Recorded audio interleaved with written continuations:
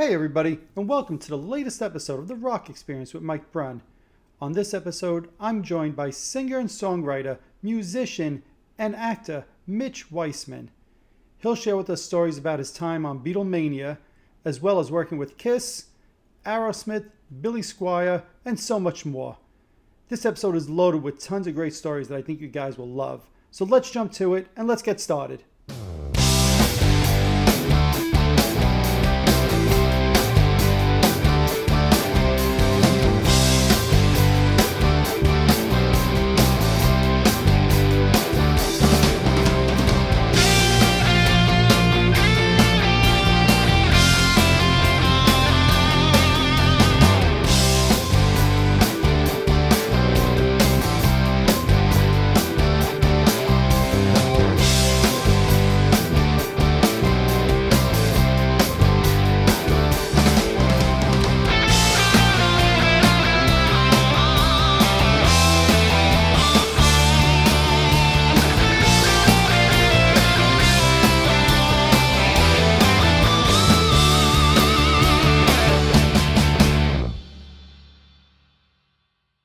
Mitch, I want to start off by first saying thank you for joining me on the show today. I know you and I have gone back and forth on Messenger a few times now for a couple of months.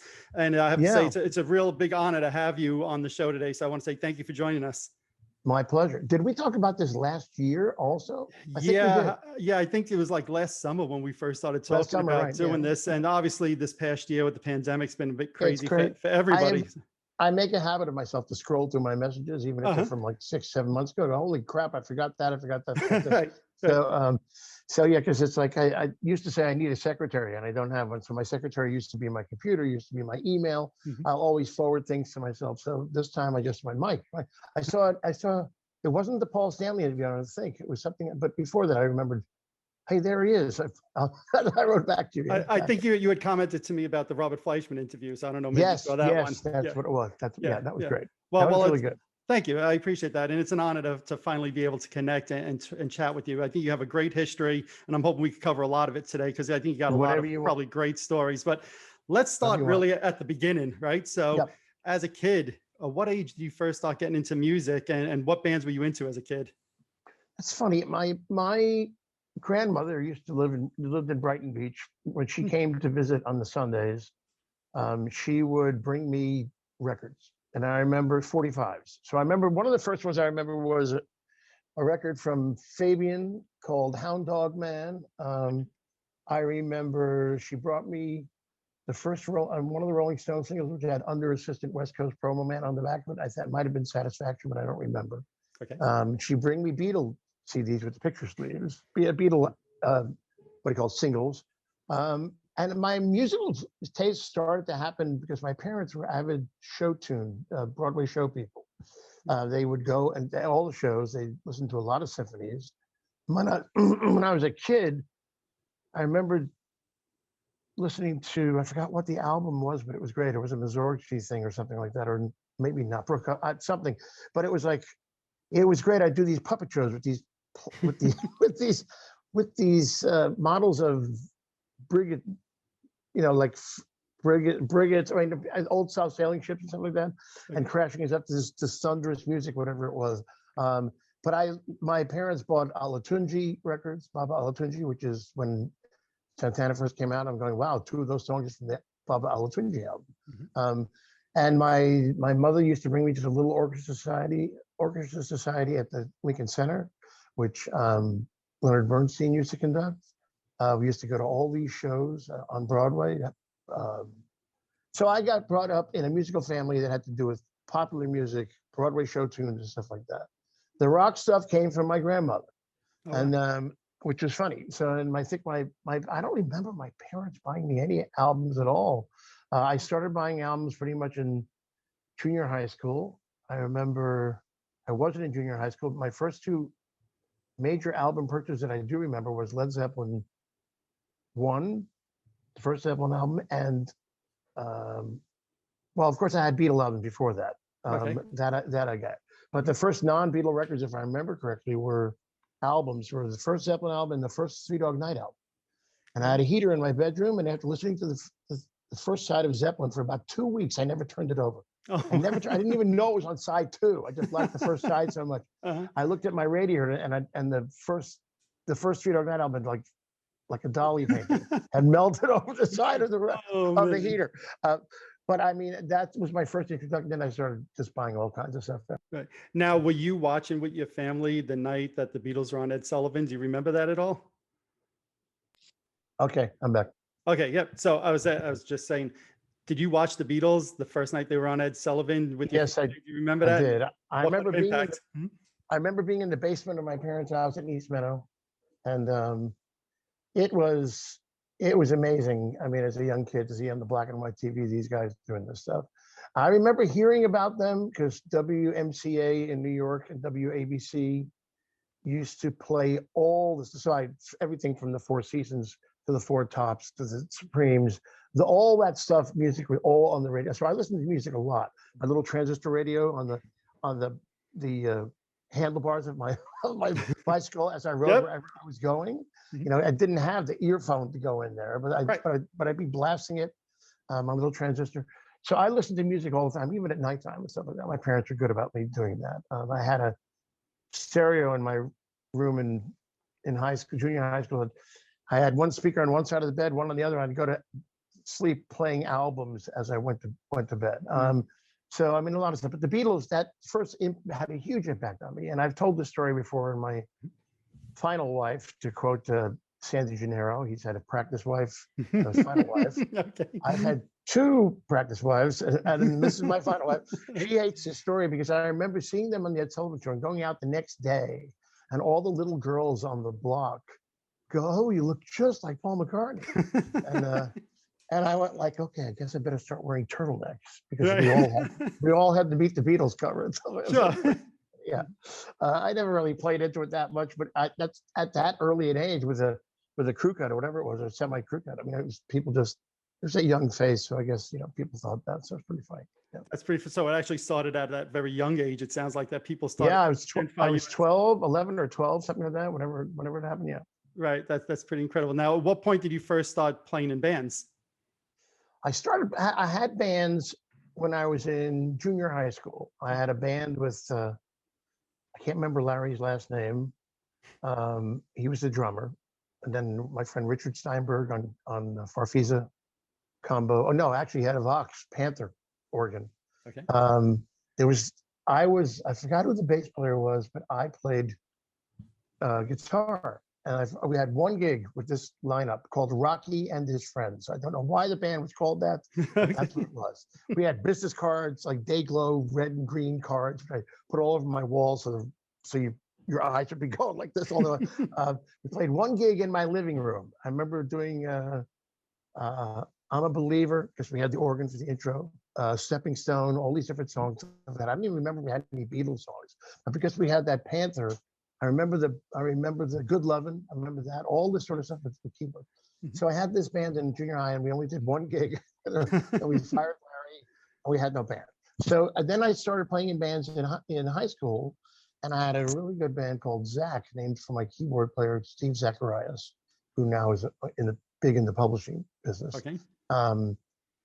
So he played the Hammond B3 and had the Leslie Tone cabinet. I was the guitar player. My friend Ricky Somek, who played bass, and the drummer was Al Firestein, who his story is pretty amazing. He started a company called Acoustalog. He used to, the 70s when I was off in college, 72 or 3 or whatever years I went. I only went for 3 years.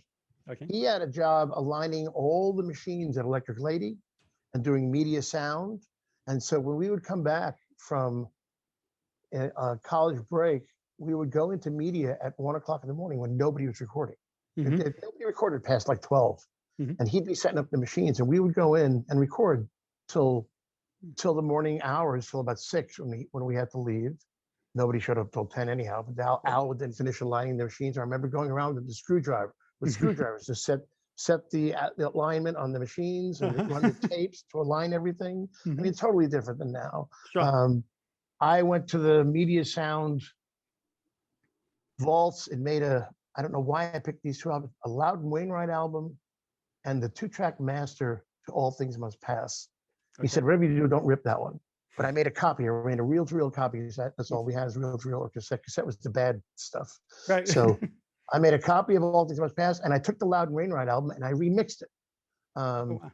making the voices go into like telephone voice, like Lady Right, Madonna and right. stuff like that. I mean, pretty insane. So, but while he would align the machines, but our band went and recorded one night. We did a couple of tracks there, Dear Mr. Fantasy, and I forgot what else we did. And then Al and I recorded one of my original songs one night where we didn't have a bass. And so I took my 335, my 67 335, and I tuned it down an entire octave, and he compressed the hell out of it. We had a great bass track. None of that stuff exists anymore unless he has. Right. Like Al not only did the setup stuff, he had this company called Acoustalog, and he'd go around New York balancing all the studios. I remember meeting him at Electric Lady for some of those and helping him align machines. Now Acoustalog helps the police department, everybody else assess sound things in Manhattan and bring things to code and things like that. Sure. He's still a very secretive guy, but I did speak to him recently. So yeah, so we had those were my first major bands. I had a band in college called Dita Beard, named after the secretary who recorded Nixon in the office and all those things. But my friend Carl, that was his band, Carl Greffenstedt, who owns Pittsburgh, started Pittsburgh Guitars and has recently sold it. But he was the guy who brought me to the Beatlemania auditions. But I had this band in college, and we played a bunch of shows. And we didn't play this one, but Springsteen came by on his first tour with Buzzy Linhart as the headliner, and we played frisbee with him and Clarence on the cut. So I mean, it was fun. Rod Serling came and talked to us. We asked him at a big show in the hall, and he said, "Would you?" We said, "Would you recite the opening to the Twilight Zone?" And he tried. He couldn't remember. He couldn't remember. He couldn't remember. But it was he made one up, which sounds fantastic. So yeah, I've had a pretty good time. Pittsburgh is where I saw John McLaughlin. That's where I saw Grin with Nils Lofgren, James Gang, all these different bands at the Soldiers and Sailors Arena. So it was a fun time to be in college and see these bands. Without a doubt. So now you just mentioned, getting into Beatlemania, right? And ultimately got the role there. So how did you first find out? I assume that sounds like your first professional gig, if I'm not mistaken. Correct. That was the first. Well, I guess that was my first professional gig. I was playing in bands still on Long Island. The last version of the band was Bulldog. Now, Bulldog was a band that had Billy Hawker, Eric Thorngren, and my God, I'm losing it. I always mention him all the time, and I forgot it now. But they had Dino Danelli and Gene Cornish. Okay. And they were on, they had 2 albums out, and as it's a circle in this world, they were managed by Lieber Krebs. They played Madison Square Garden. I forgot who they opened for. They were on Atlantic Records. No, that was Photomaker later on. But the albums didn't go anywhere. But Billy was on Long Island, and this agent, Frank Cariola on Long Island, said, "You want to be in this version of Bulldog?" So me and Jimmy Crespo, who later joined Aerosmith, he and I and my friend Andy Esposito had a band with Mike Favata, who's a Long Island drummer, who actually went on to play in Thor when that was around in the 80s. Mike now lives in Florida. So we played with this band called Revolver, is what we called ourselves. Nothing to do with the Beatles, really, except we had a great, then we were in Bulldog. We had a drummer, John Perry. He had a house in Merrick, used to rehearse in his garage. So me, Billy, Jimmy, and John Perry was the last version of Bulldog. I was a graphic design guy, so I made the logo for the drums. I made the logo for Behind the Stage. I made the business cards. I did all the stuff. Frank booked the gigs. We did really, really well. I was about to sell my truck and get a PA system going. This is 74 or so, maybe 75. And then Billy and Eric Thorngren and what do you call it? Not Dino or Gene. I'm forgetting. Oh, John Turi, who was in Cyndi Lauper's Blue Angel. He before that they went to go do a record on RCA called Pepper, and they told me they were going to do it just before I sold my car. Thank God.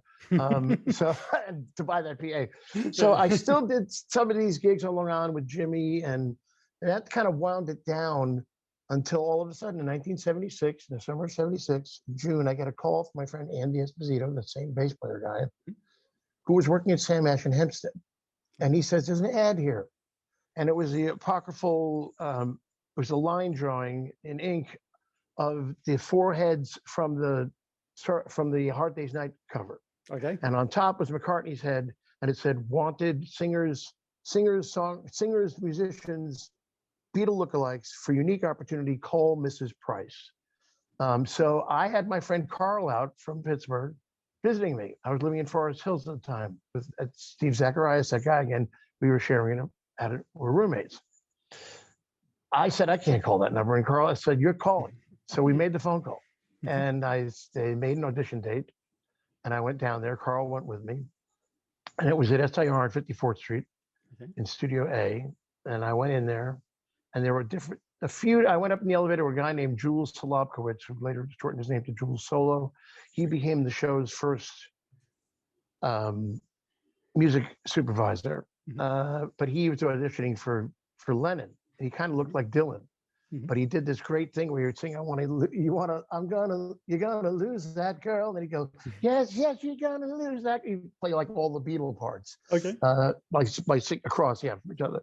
So he didn't get the gig. But when I walk in the room, Kenny Laguna is the musical director on the show at the time. Kenny, of course, went on to do Joan Jett, the Blackhearts. Right. He had a guy, Steve Harvey, I think, in London that he worked with right after he put us together. Right.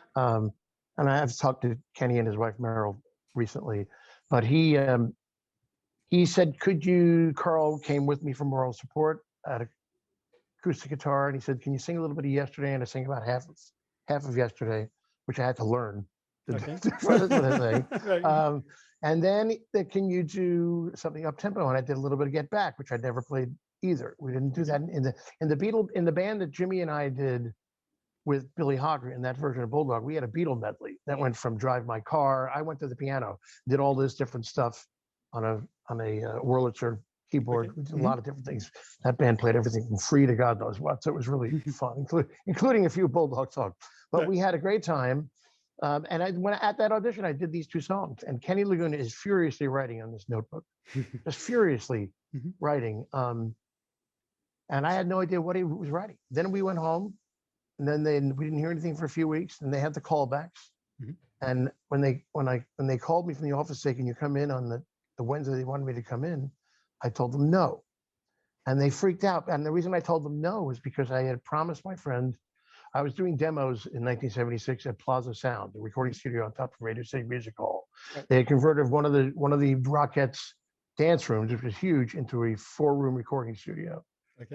One room really, but they could do remotes in the different Rockettes rooms. And Zeppelin went up there and recorded and put Bonham in one room, everybody in separate rooms, and they watched each other on video monitors. But I went up there to do my demos, and when I was doing my demos in '76, I had made a deal with my drummer, Ricky Shutter, again from Long Island, that if you do these drums for me, what do you want? He says, I need a ride on this date to start the national tour of Godspell in Cape Cod. I went, okay, I'll drive you. Right. So when they asked me, can you come in for the audition? I said, no, I can't. I didn't tell them why. Yes, they just freaked. You had that commitment to a friend, and you were this rustling on the phone, and then Steve Lieber, who I found out later, and got on the phone. What do you mean you can't come in? He said, I owe this guy a ride for doing my demos. Jimmy Crespo played in my demos too, and I played all the other stuff. So we ended up. He said, okay, and then there was some more muffled stuff on the phone, and then he comes back on and says, can you come in on the Wednesday in the morning, like 10 o'clock? I'm going, yeah, because I said, let me call Ricky. Ricky said, yeah, as long as I get up there by midnight, and so I can wake up the next day and do the tour or start rehearsals. Yeah. So I went to the auditions, and it was a callback with all these, as Joe Pecorino, who ended up the Lennon personality, he actually said, as he described it, it's true. It's all these different era Beatles and also different ethnic Beatles. There was a black Beatle. There was a Hispanic Beatles. Okay. There were really, really white Anglo-Saxon Beatles. There were actors.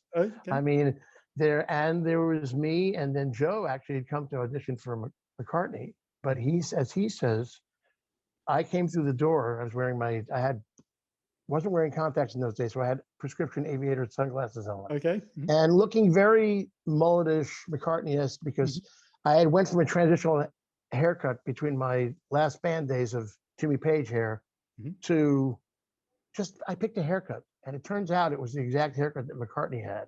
Oh, okay. When and that's another funny story, but we'll maybe hit on that. But anyway, Okay. so Joe said he saw me and went like, "Oh my God, what is McCartney doing here?" So he went and put his glasses on, little round glasses, and on his callback went into Lennon instead. So, that was a fun time too. So I got the role. That's how that happened. Now I've read, and I don't know if this is true, so you could help me here. I've read that when you got accepted for Beatlemania, you didn't even know that was a stage performance. That you kind of just knew you were accepted for Beatlemania, but you didn't know what it was. Is that true? Well, we all got hired for a project, and it still wasn't called Beatlemania at the time. Oh, okay. But nobody knew what you were auditioning. Even when you were auditioning for it, as I said, that ad was wanted Beatle lookalikes musicians for unique opportunity, but they didn't tell us what the opportunity was. We just knew that we got hired. And we, for weeks, while they were figuring out what they were doing and how they could do the rehearsals and stuff, we were on salary for $250 a week or $225 a week. Back when your apartment was only $225 a week and beer was $1.25 in green bottles. I mean, you lived like a king. So I was living in Forest Hills at the time. So I remember we got the gig. We eventually found out that it was for a Beatles stage production. But we didn't know what song. So they gave us the whole list of every Beatles song ever, including what a pain Mary Jane had to paint at the party. You know, what a shame Mary Jane had to paint at the party, to all these demos and things, which later on got released and everybody got to hear them. But we were given this stuff. There was a guy in New York at the time called Ron Fermanagh. Ron Fermanagh had all this Beatles footage and rock and roll footage used to be on every TV show. He owned them all. We got a 16 millimeter camera set up in rehearsal rooms to watch the videos. And we had these big mirrors in the back so we could mime what we saw on the screens and practice our voices and all this other stuff. So we knew it was going to be a show about something, but we didn't know what. So they gave us all the songs. So we learned all the songs. These giant songs. We had a lockout in Studio A of SAR on 54th Street. And the other bands like Piper and whoever else was coming through, Roberta Flack, Carly Simon, they were all in, and Kiss, which is another funny story, all in that Studio B. Right. So every day we had a lockout on that room for 4 hours a day. So we learned all these songs, and eventually we knew it was going to be for a show called Beatlemania. And we had scripts at the time, but by the time they boiled it down to just visuals, and we did our previews in Boston. We got hired in June of '76, and we didn't open until 1977. Right. So we had 9 months of rehearsal. We didn't go to previews so we were in rehearsal making a salary and having a great time for 9 months as they changed things around. Right. So eventually it ended up with 2 different visuals. One was actually Beatles footage, screaming fans, everything, and we were the band that faded in and out of visuals, and the more inventive, quote unquote, rockumentary sort of thing where you had the ticket headlines, the newspaper headlines, the screens that flew in and out, showing how the Beatles, in my words, I actually coined it, and I may have even coined rockumentary, but I think the Dylan thing did it first. Okay. But I said, this shows how the events in the United States at the time affected the Beatles, and the world affected the Beatles in their songwriting, how the Beatles affected events in the United States, in the culture. Right. So Murray the K became our official fifth Beatle. Okay. He was the spokesman. We had Alan Williams, the Beatles one of his original managers, come in and consult with us. Different people came and consulted, but we ended up just making it into this show that it became, which was more of a cultural piece than just a fake Beatles show. Yeah. To me, one of the fascinating things about this is that if that happened today, I think people would eat it up, right? People still love the Beatles. And we're pretty much 50 years removed from the Beatles. Some of the Beatles aren't even alive anymore. Yeah. But what you're talking about doing here was only a few years after, I'll say, the real Beatles disbanded. 5 or 6 years after the breakup. Yeah. Right. And it was sacrilegious to many. Right. And we didn't know, and I'm really glad we didn't do. We had speaking parts. I don't have the scripts anymore. I lost all my storage stuff, but it was funny. So we eventually just in the playbills, it went bass player, rhythm guitar, lead guitar, drums, and we add, the disclaimers in 6 point flat, not the Beatles, but Incredible Simulation. You couldn't control us from calling. Yeah, I played Paul McCartney, but I, as a lawyer's kid and stuff like that, never really said. Even on Kids Are People Too with Bob McAllister, when he said he plays Paul McCartney, so I'm not really Paul McCartney. I just play the bass. So I mean, it was funny, but the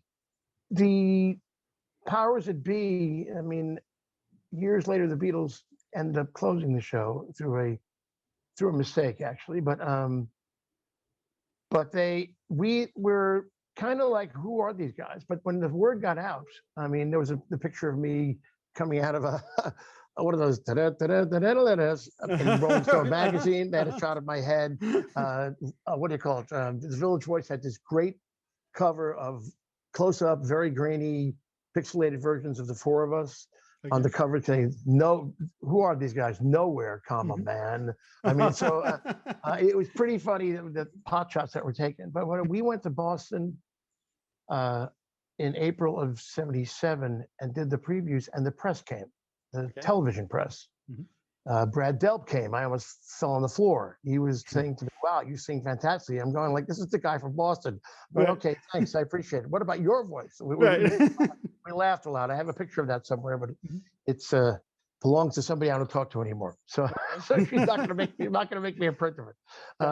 But he was the nicest guy. But the press came, and this is the part where people ask, "Did you play lefty?" There's shots of me playing lefty, and there's shots of me playing righty. The pre-show days, they got me when we were doing the Beatlemania rehearsals in '76. They bought me a lefty Hofner. I had a righty Hofner. Which was a 64 or 5 that Carl Griffiths had got for me. Carl ended up not only owning Pittsburgh Guitars or starting it, he would scour the Pennsylvania countryside and come back with all this vintage gear. When you think of it, it's not that much vintage in 1976 and 1969. Right. But he made a cottage industry out of selling gear, Vox amps, you name it, to the show. And he'd drive back and forth, stay at my apartment, sell the stuff to them. And with that money, he started Pittsburgh Guitars, which is still in Pittsburgh today. So they gave me this lefty Hofner, but they didn't give me a lefty Rickenbacker. So in rehearsals, I went from playing lefty to righty on the Rickenbacker songs, back to lefty, back to righty, and back and forth. Now, I was originally born left-handed, but in the 50s, they took the pencil out of your hand if you were left-handed. Yes. Yep. I'm lefty, so I understand sign that. Sign of the devil. Yeah, sign of the devil. You're going this way. When I was playing, I can bat lefty, I can bat somewhat righty, I can play golf in either direction because it's elliptical, although I haven't played golf in 50 years. So it was, and I can only get on my bicycle from the wrong side. So if I got off the bicycle, I would have to reach down from the right side. I had to reach down and put the kickstand down. Oh, wow. I mean, I did a lot of things lefty and righty. And in school, though, they took the pencil and I just turned to right-handed. Right. Okay. When I used to strum in my room to Beatle records, your tennis racket, it was always left-handed. It was always right. That way. Right. And so, and then my parents went to buy me my first guitar and it was a righty because they couldn't find the lefty. Sure. So you learn righty. So now they're asking me and my grown-up brain to learn to play left-handed. And if you try it, pick up any one of your guitars. Right. Not easy. Turn it over. And even if you can't do the fingering, you'll find that you can't. This hand will not hit the strings, will not hit the right string.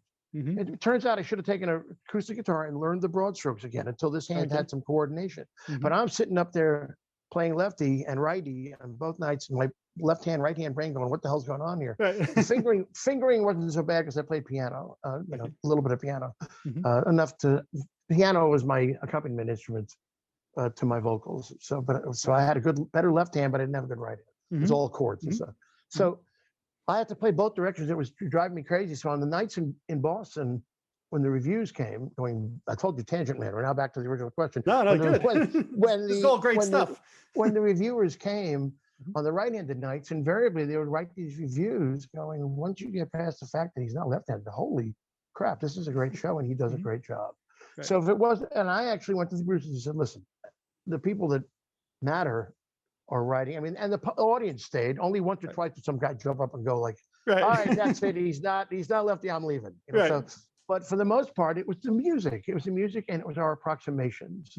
And a lot of it to do with my face and things like that as a strong resemblance. Mhm. The show was heavily laden with McCartney songs, but not because of me per se, but because of the fact that the most popular Beatles songs at that time, and this was on PLJ's playlist, Right. and Lieber had gone to all these kids' schools and all the schools on Long Island and asked for people to list their favorite Beatles songs, and McCartney songs came in first. Right.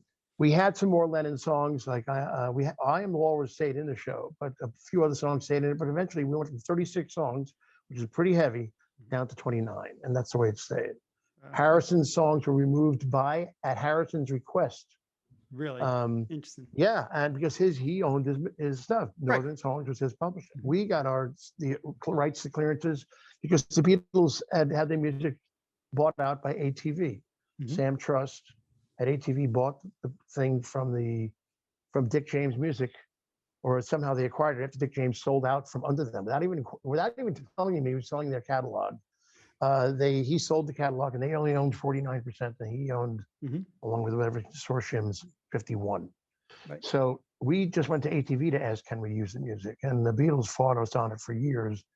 As I said, the lawsuit started back then, Mhm. but didn't get settled till 1985. So it was pretty interesting. But Harrison's a lawyer wanted the stuff taken out, and so they went, okay, because he wanted the songs removed. And we had Here Comes the Sun, Mhm. which if you can ever find the little red Evatone record, that's on there, because Mhm. we actually went into the studio, Audio Studios, which was Soundworks afterwards, the one right next to right next to Studio 54. It was a basement studio. Steely Dan recorded there, Mhm. all this stuff. So that's on there. Leslie almost got killed for doing it because they wanted us to do the early stuff. And Sandy Aguda, who became the music director after Kenny left, he recorded the full version along with the Moog, along with everything else. And Lieber almost killed him because he only wanted a 30-second spot. Right. Right. But it was a great track. So we learned all the stuff. So we had Here Comes the Sun. We had If I Needed Someone. We had some really pretty good songs Sure. to represent Harrison, but he pulled them. That's a shame. So yeah, and then later on, when the show turned into a smash, he came back and asked to be put back in the show. But he wanted for his 2 or 3 songs almost as much as they were paying for the entire catalog.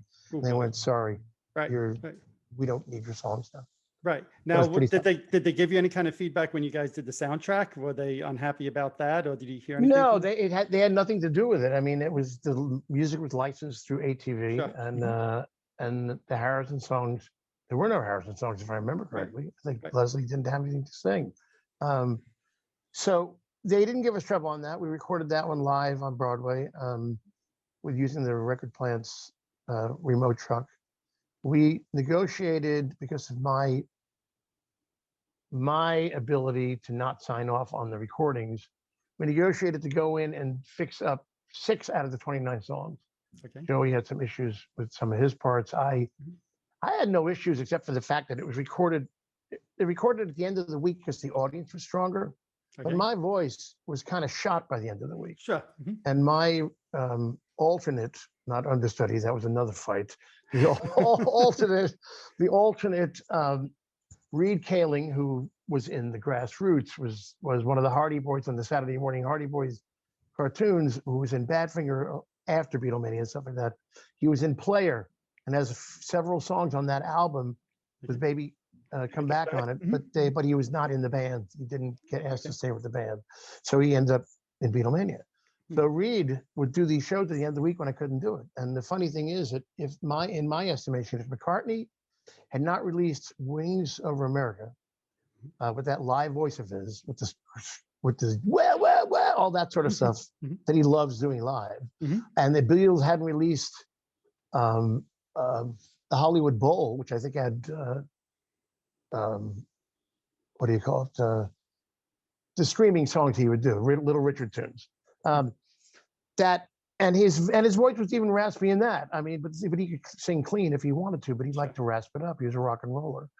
As much as John Lennon was a rock and roller, Paul had the rock voice for those stuff. Sure. So if they hadn't released those records, I think we would have been in serious trouble when people came to hear me. But I remember Brian Brawley, who was McCartney's manager in '76, come to or in 77, he came to 77 to see the show. And he came backstage and said to me, "Wow, you sound just like him live." And I went, "Thank you." My voice is being blown out. I had the ability to, no matter what was going on, when I came to the edge of the stage to sing Yesterday and Eleanor Rigby, to clean it up for those two songs. A little raspy as if it was a live thing, but the other stuff, I mean, we actually, because of the vocal load for McCartney, we switched some of the high part on stuff. Leslie Fratkin sang the high part on Nowhere Man, while I sang the He's a Real Nowhere Man, or the low stuff. And we did a couple of things like that for breaks. We didn't do it If I Fell, which is funny, because I really wish we had. But by the time we got to LA in 1978, I like to put it, my voice caught up with my face. By doing the show that many times over and over, it was like your scale. So it was like your warm-up exercises. So it was like whatever you do to practice your vocal practicing. And eventually it matched. So I could do anything. Now, I had to learn it was like over 1,000 shows, the entire production, right? I believe it was more than that, from what I understand. 1,100. Wow. Something 1,200. Well, I didn't do them all, obviously. Of course, I was going to say, how many did you do? So I kept consistently doing the show from the previews in April of whatever it was, April of 77, to 4 to 6 shows a week. There were 8 shows a week, and then they added an extra matinee somewhere. So, but as I said, my voice was still having issues. So Reed would do 2 or 3 of them, and the second they always had an alternate band. So eventually he just sat in with my band, but then the whole big deal of understudies and whatever was, the guys were complaining, so they would let them do 3 shows a week to give us a break for the weekend and stuff. The 2 double show weekends on Saturday and Sunday. And then we went to LA. We had a second cast with us out there. So they had 2 casts in New York, 2 in LA. And then eventually it went from, and that's where my voice caught up, so I could do a ton of stuff. And they kept me on stage as much as they could, but they let the other band do 2 shows a week also. And when it moved to the Pantages, we went from there to Chicago. And now you had 2 national companies and a third one starting up in Chicago. So we took another cast with us there. And then eventually we moved back to New York. And what happened was the production design changed. So when in New York, when that stage moved left, the whole donut went left to the other side, the monitor stayed there. Okay. So you now are trying to remember what it was like to sing in the high school gym and blind, and you're straining and you're doing things like that. When we got to California, all that stuff was attached. So wherever we moved, the monitor went with you. Okay. In Chicago, the same thing. When I got back to New York, they hadn't even changed it in New York. Oh, wow. So within the first 2 weeks of returning, I blew out my voice and ended up with nodes on my polyps, nodes on my vocal cords. On your vocal cords, right? Not really polyps, but nodes, big bumps and stuff. So I went in and had them removed. And then came back to the show after healing and stuff like that. And then could sing, but I'll never forget the first time I tried to sing If I Fell, I would go, was it? And I could not hit the high note. It was like a ghost note. It was a psychosomatic thing. Sure. I would feel the pain even though I wasn't singing anything. So I had to sing through that. I got a vocal coach and worked my way through the insecurities of hurting myself. And then ever since that, I could sing anything all the time. Because when we went out on tour in 1980, when they did the Boston, not the first natural touring company, other than the 3 sit-down shows, we went to Toronto, and Michael Cole, the producer of the show up there, co-producer, he then turned to CPI, huge. He owns musically everything up there. Okay. We went to like 16 shows a week to the point of like, holy crap. And me and Tony Kishman we're the guys up there having to do these things. But by that point in time, Tony got sick once, and I did all the shows, every one of them. 3 shows on Saturday, 3 shows on Sunday. Ooh, so I grew into the role, but I did everything. I could do everything. So it wasn't, it's funny. Yeah. Now around this time, I guess also, Kiss fans know that Kiss was in the studio doing solo albums. Yeah. Back to the beginning. Right. And Gene Simmons wanted to get the Beatles supposedly on his solo album, and they told him no. So they reached out to you as part of Beatlemania to record on Gene Simmons. So is that the truth? Do you know that Gene actually? It is the truth. I know it's true. Gene told me the story as well. Paul told me the same story, but my connection with them goes back to, well, my connection to Gene goes back even further, but we'll start how my connection to Kiss is. We were in that Studio A at SIR on 54th Street, and the bands would come in and tour. I remember Roberta Flack coming in, all these people coming in saying, sing some songs. Mhm. So one day the door opens up, and it's 76 or early 77, and these two guys come walking in, who we didn't recognize, but they are rock stars, can't mistake it, even in their street clothes.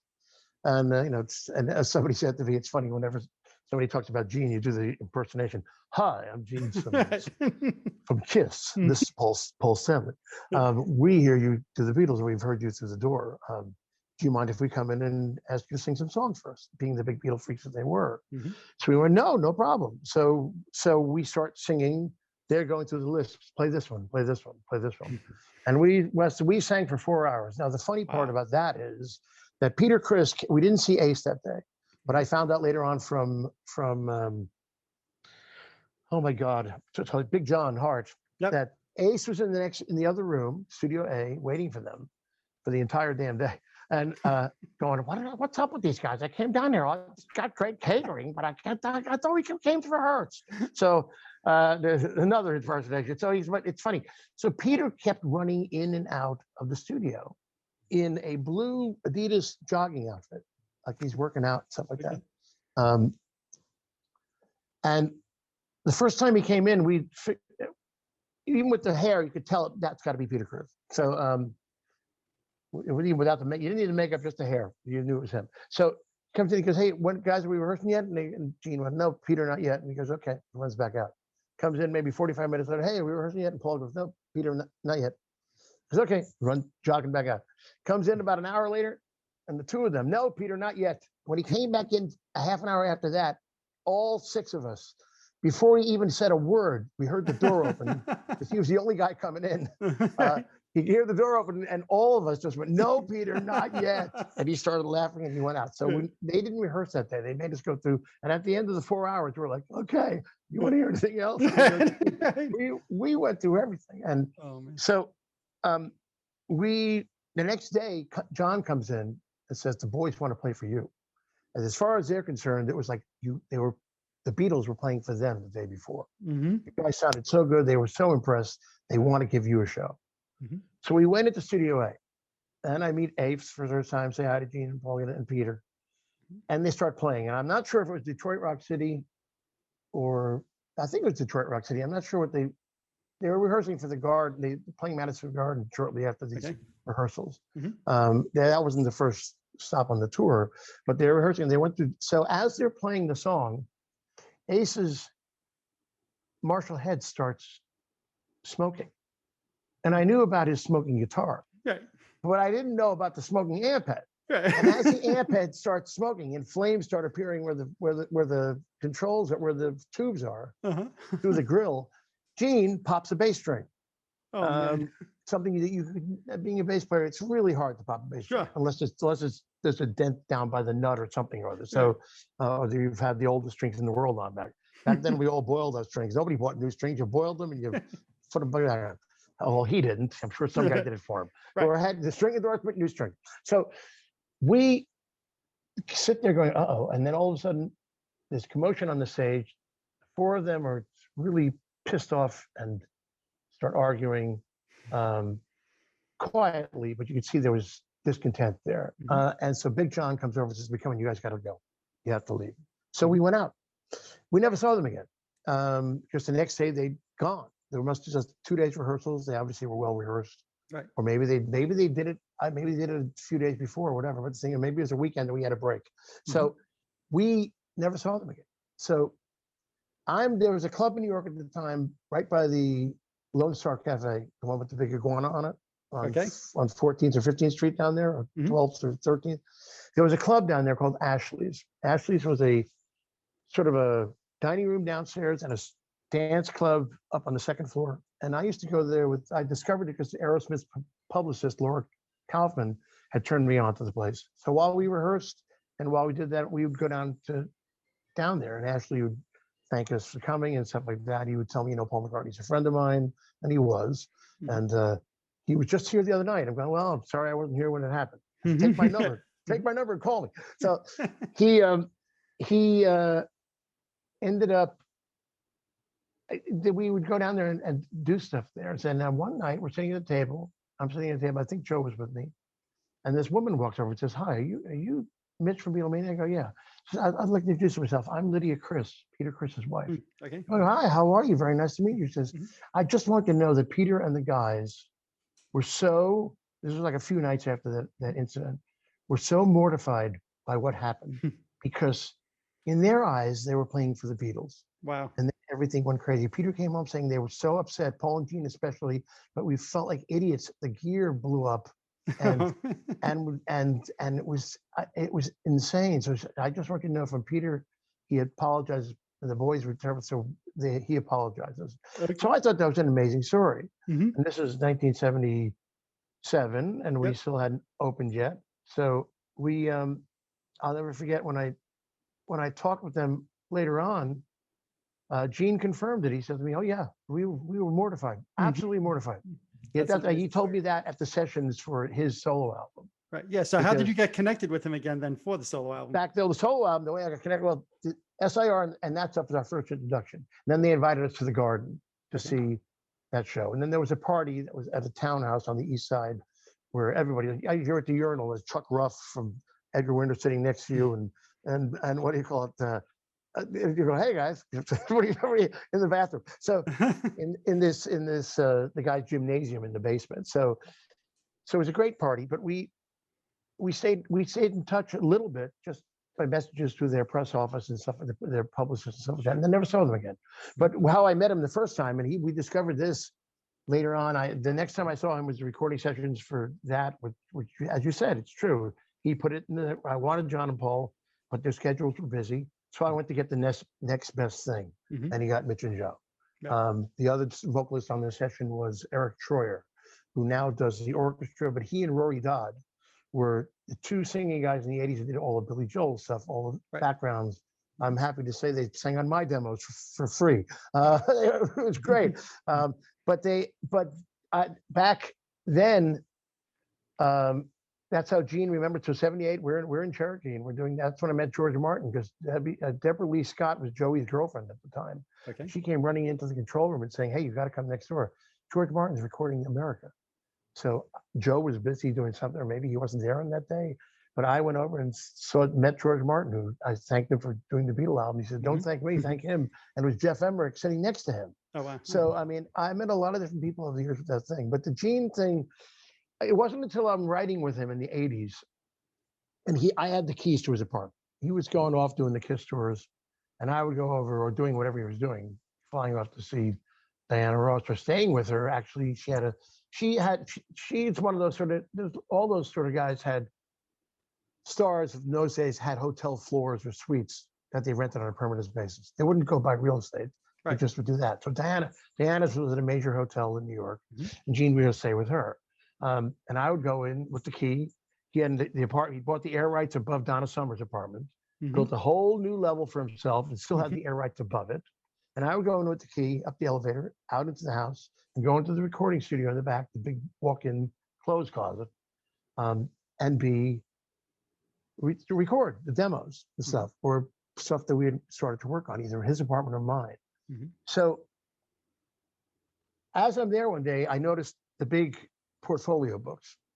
And the portfolio books, as we all know, had the snapshots of him and the many women and young Japanese women overseas. It's very funny because those pictures are a riot, because it's just his toes, and behind him, he's taking the picture from here, and they're his feet, and then the girls are over there. So it's pretty funny. Okay. So, but then there'd be other people's photos there too. I go, "Oh my God, I know that person. Oh my God, that's friends with my wife." At the time. So you never said anything, never tell anybody, no big deal, but their books are there. So while I'm looking at that book, there's a photo of a band in the backyard of some party somewhere, teenage band, when they used to build patios off the back of a house that were like 3 feet off the ground, or 2 feet off the ground, and that was the patio. So the band's up there playing, and there's Gene Simmons with his Beatle bass in the band, and it's the Long Island Sounds. Mhm. his band, which he must have had in junior high school or high school. And in the foreground, dancing with the Bas Mitzvah girl is me. That's so cool. So, I mean, and I didn't, they were just a cool band and I didn't Right. know what that was. But as soon as I saw him, I'm going, oh my God, that's, and then I saw me right below him. Right. It's him on stage and me below him.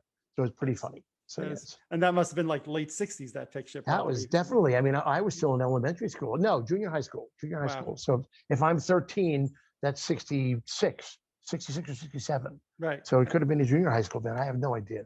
That's so very it's pretty cool. funny. Yeah. So yeah. fast forward then, like you said before, 10 years later, you're in the recording studio with him doing See You Tonight, Mr. Make Believe, and Always Near You, Nowhere to Hide. Right. Nowhere to Hide. Right. No, Right. You're doing Yeah. background vocals. So do you remember anything about those recording sessions? I do. I mean, the third song was no, See You Tonight was the third one. That was an amazing track. We just did the Oz on that. It was me, Eric, and Joey Pecorino singing the backgrounds with Gene, gang style. Everybody takes the same part, all the different harmonies. And the thing I remember the most is people saying to me, when I walked in there with Joe, because we'd gotten the word that from the press office called in New York, Carol Ross, and she said Gene would like you to be on his album. Mm-hmm. So we show up at Cherokee, and I walk into the control room, and there is Rick Nielsen, there is Joe Perry, finishing up whatever guitar part he played on there. Nielsen was hanging out because he played his part 4. Mm-hmm. There is Phoebe Snow singing her background stuff. Mm-hmm. So 3 people in the room. There's a ping pong table set up. Okay. Which I wonder if he got that from Steely Dan, because when we went to record those little Evatone records, there was a ping pong table set up in the recording studio. Mm-hmm. And that's how Walter and what's his name, Donald Fagen would work out their when they'd reach an impasse and didn't know where to go on a song. Okay. The session stopped and they play ping pong, right? sometimes for 10 minutes, sometimes for 2 hours. Right. Sometimes every day until I got it. Right. They figure out what to do. So it's usually about arrangements. It wasn't about lyrics or any of that sort of stuff. So it's pretty funny. So Gene had a ping pong table set up. So for some reason, I don't know why, Rick Nielsen gave me a bunch of his picks. I'm trying to remember if I had met Rick before this time. I don't think so. Okay. But Joe and I knew each other from the Lieber Krebs offices in Aerosmith and stuff like that. Because they were, as well as during the show, they managed Aerosmith, Bootsy, Parliament Funkadelic, AC/DC, Frank Marino, Mahogany Rush. I'm forgetting a whole bunch, obviously. Okay. Mm-hmm. So we end up playing ping pong with Rick's picks, and I have no idea why. Okay. But we're like hitting picks across the table and stuff like that. It was fun. Right. So that's what I remember the most about that, and also going in to meet George Martin and just singing with me and Gene and them. Eventually, it became me and Gene and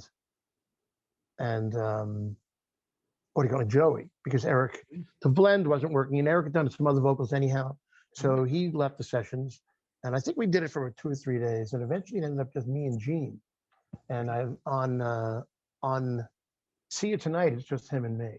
On the all that stuff like that. Mm-hmm. I believe Joey's still on Behind the Eye, on Always Near You, Nowhere to Run. Okay. And Mr. Make Believe may be me and Gene also. I'm not sure. Everybody recorded everything, but I think in the final mixes, he may have just picked me and him. Gotcha. Now, did you like the songs when you were recording them? I mean, they obviously have a heavy Beatles influence, those songs. Yeah, they are. Except because, I mean, Always Knew You Know Where to Hide is not really that heavily Beatles influence, except the bass part. Gene, the bass playing is really good, but I understand that wasn't even him. He didn't play bass. Okay, yeah, right. So, which was great. But Gene can play that. When you listen to Sure Knows Something, that's very Beatlesque. Yes. Great bass track. Amazing. He's a very underrated bass player. Agreed. So it was fun to do those songs. To me, I think I was just more fascinated that I'm actually in the recording studio doing this stuff. Right. And I didn't have a very strong, powerful falsetto voice. So the fact that we could gang them up and 3 or 4 guys could sing the ahs or the ah. I'm not even warmed up now, so that was tough for me. But the thing was, it was, I developed that later on, but we were able to triple things up and things like that, and it sounded great. And or it worked anyway. So they probably compressed them, who knows what. There was no auto-tuner back then. Of course. So it was us. Right. The auto-tune came into play when he was recording Keel. And it wasn't the auto-tune. It was the harmonizer or whatever it was. Right. Yeah, something that could take the signal and try to lock it in tune. Poor Ron Keel, he and I have laughed about it now, but every time you hear the song that I eventually got on that album, Easier Said Than Done, which was titled No Sooner Said Than Done originally. Yep. But it's all so simple that every all is off. Oh, so it's kind of what drove me crazy about Cara Mia by Jay and the Americans, or the very first line of All by Myself by Eric Carmen. Right. When I was young. So you couldn't fix that, but no, there were no vocal fixing things back then. No. So you mentioned before. Please, please go ahead. And Ron and I laughed about it because as he said, I was young then too. I said, I know, absolutely. Right. So you mentioned before Joe Perry being in the studio for Gene, and we know he's on that album. I have read, again, I want you to correct me if I'm wrong with this, but I've read that you're uncredited on the Aerosmith Draw the Line album, that you actually did background vocals on, I guess, Draw the Line and King of Queens. Kings and Queens. I'm not even sure if I'm on Draw the Line. Okay. But it's just somewhere in there. I was there for the recording of those songs, and I think Jimmy Iovine for Kings and Queens, they had the orchestra stuff on there, and that was Jimmy Iovine was working on that, I think, and also the string arranger guy whose name totally eludes me. He did everybody's, not Gus Dudgeon, somebody else back then. He also did Marge Raymond's and Jimmy Crespo's Flame. He did those sessions too. It's some great orchestra stuff on that. I'm uncredited on that album too. So is Clarence Clemens, because RCA left us off. Okay. We did a song called "Everybody Loves a Winner," which is a really great rock and roll song. And Clarence is on something else. And Marge actually apologized years later on Facebook about it. That fucking RCA didn't put them on the record. So it's pretty funny, yeah. So, a lot of fun, yeah. Right. So, but you are on Kings and Queens, right? It sounds like somewhere buried in those vocals somewhere. That's cool. That's very cool. Now, around that same time, also, I think this is cool. You appeared on Joni Loves Chachi, right? Which 1981, I think. Yeah. Which to me is it's a cool episode, right? Because you were talking before about how as a kid you looked like Paul McCartney. It was 82, yeah. So it's a great episode. I had friend. They were going to do this episode with the Beatle personality on it, and I get a call from Randy Clark, who was the second Lennon on Broadway.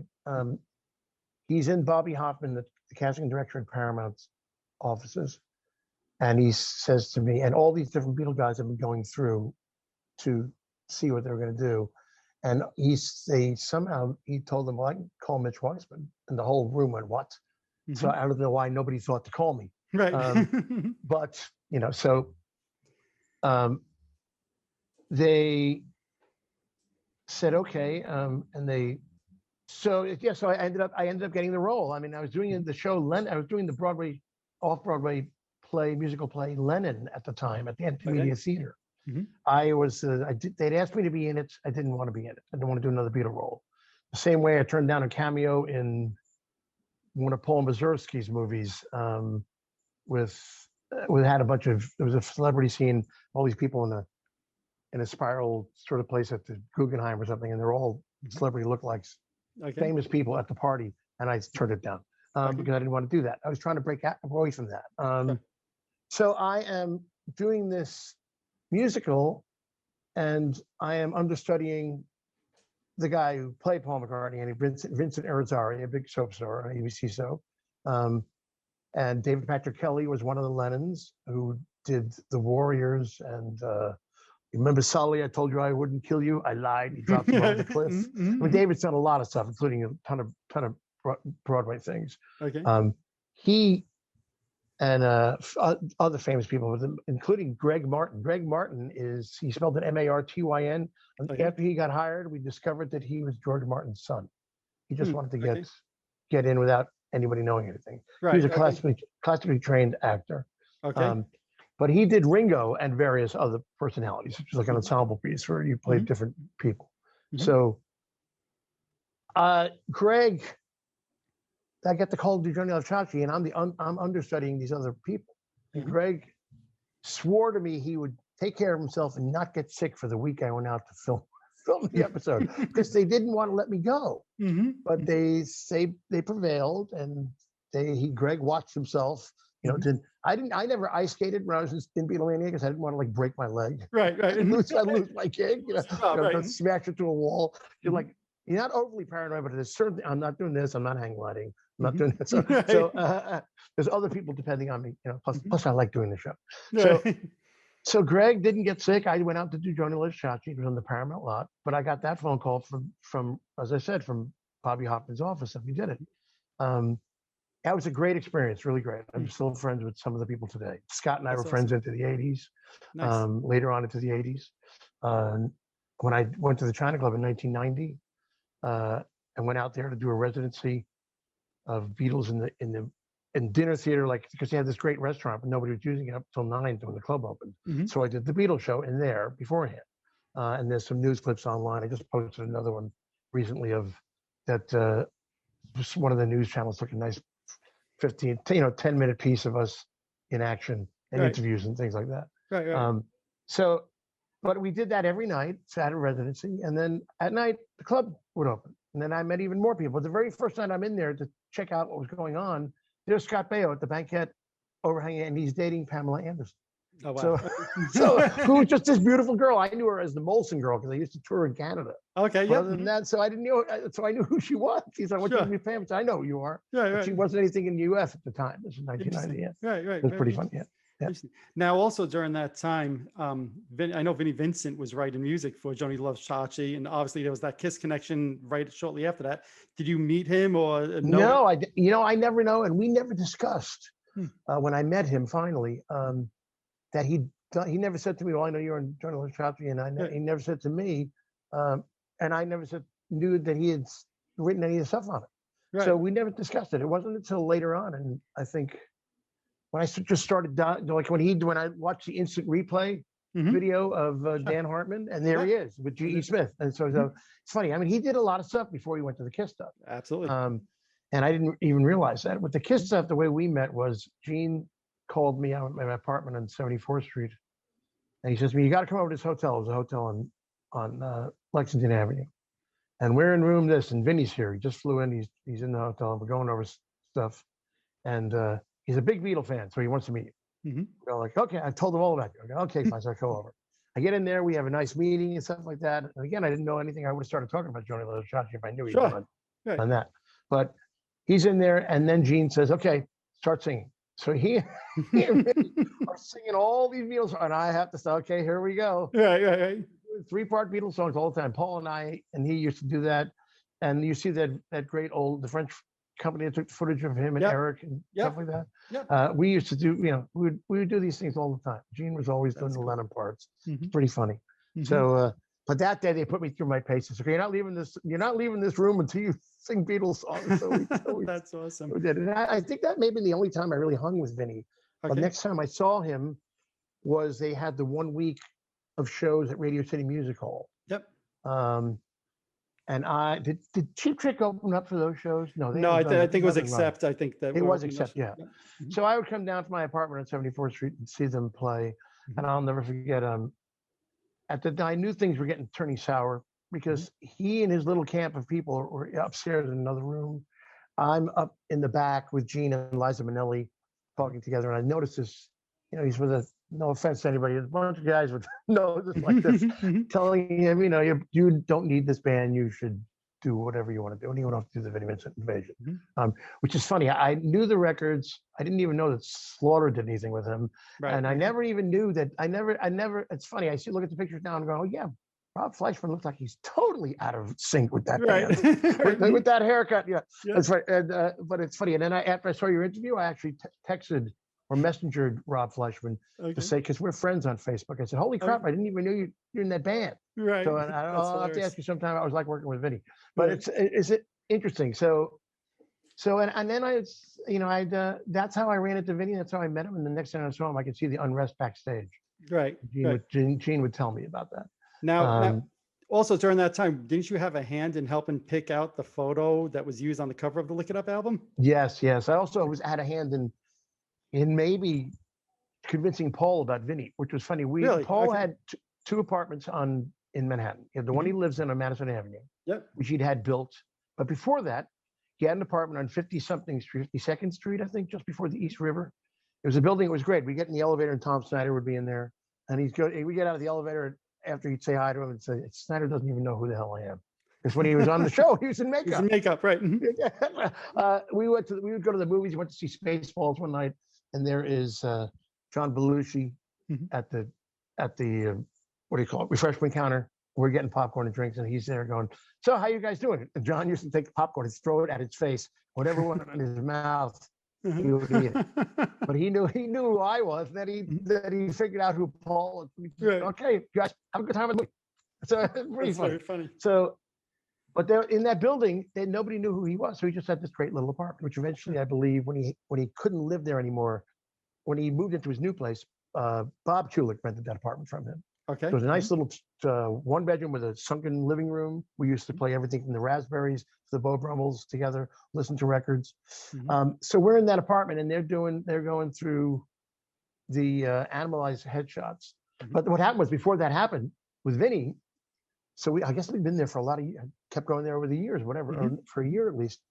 So Vinnie hadn't been hired, and Grover Jackson sent him all those demos of players, and there's Alan Holdsworth demo, and there is the Vinnie Vincent demo. And Paul plays me the demo, and it's Tears, the song that John Waite had a hit on his first album, and it's Vinnie's song. And I heard Vinnie sing, and I heard his playing, and something else where he could, show it off a little bit more. And Paul was just kind of like, "This sounds good, doesn't it?" It wasn't the real shredding thing that everybody put. There was some track that was shredding, but Paul played me Tears because he thought the song was really a great song. And so I said, "That guy's really good." And then we listened to the shredding guys, and then he picked Vinnie. So it's pretty funny. Right. Yeah. Right. So he was actually talking to you, it sounds like, about whether or not you thought Vinnie was the right fit.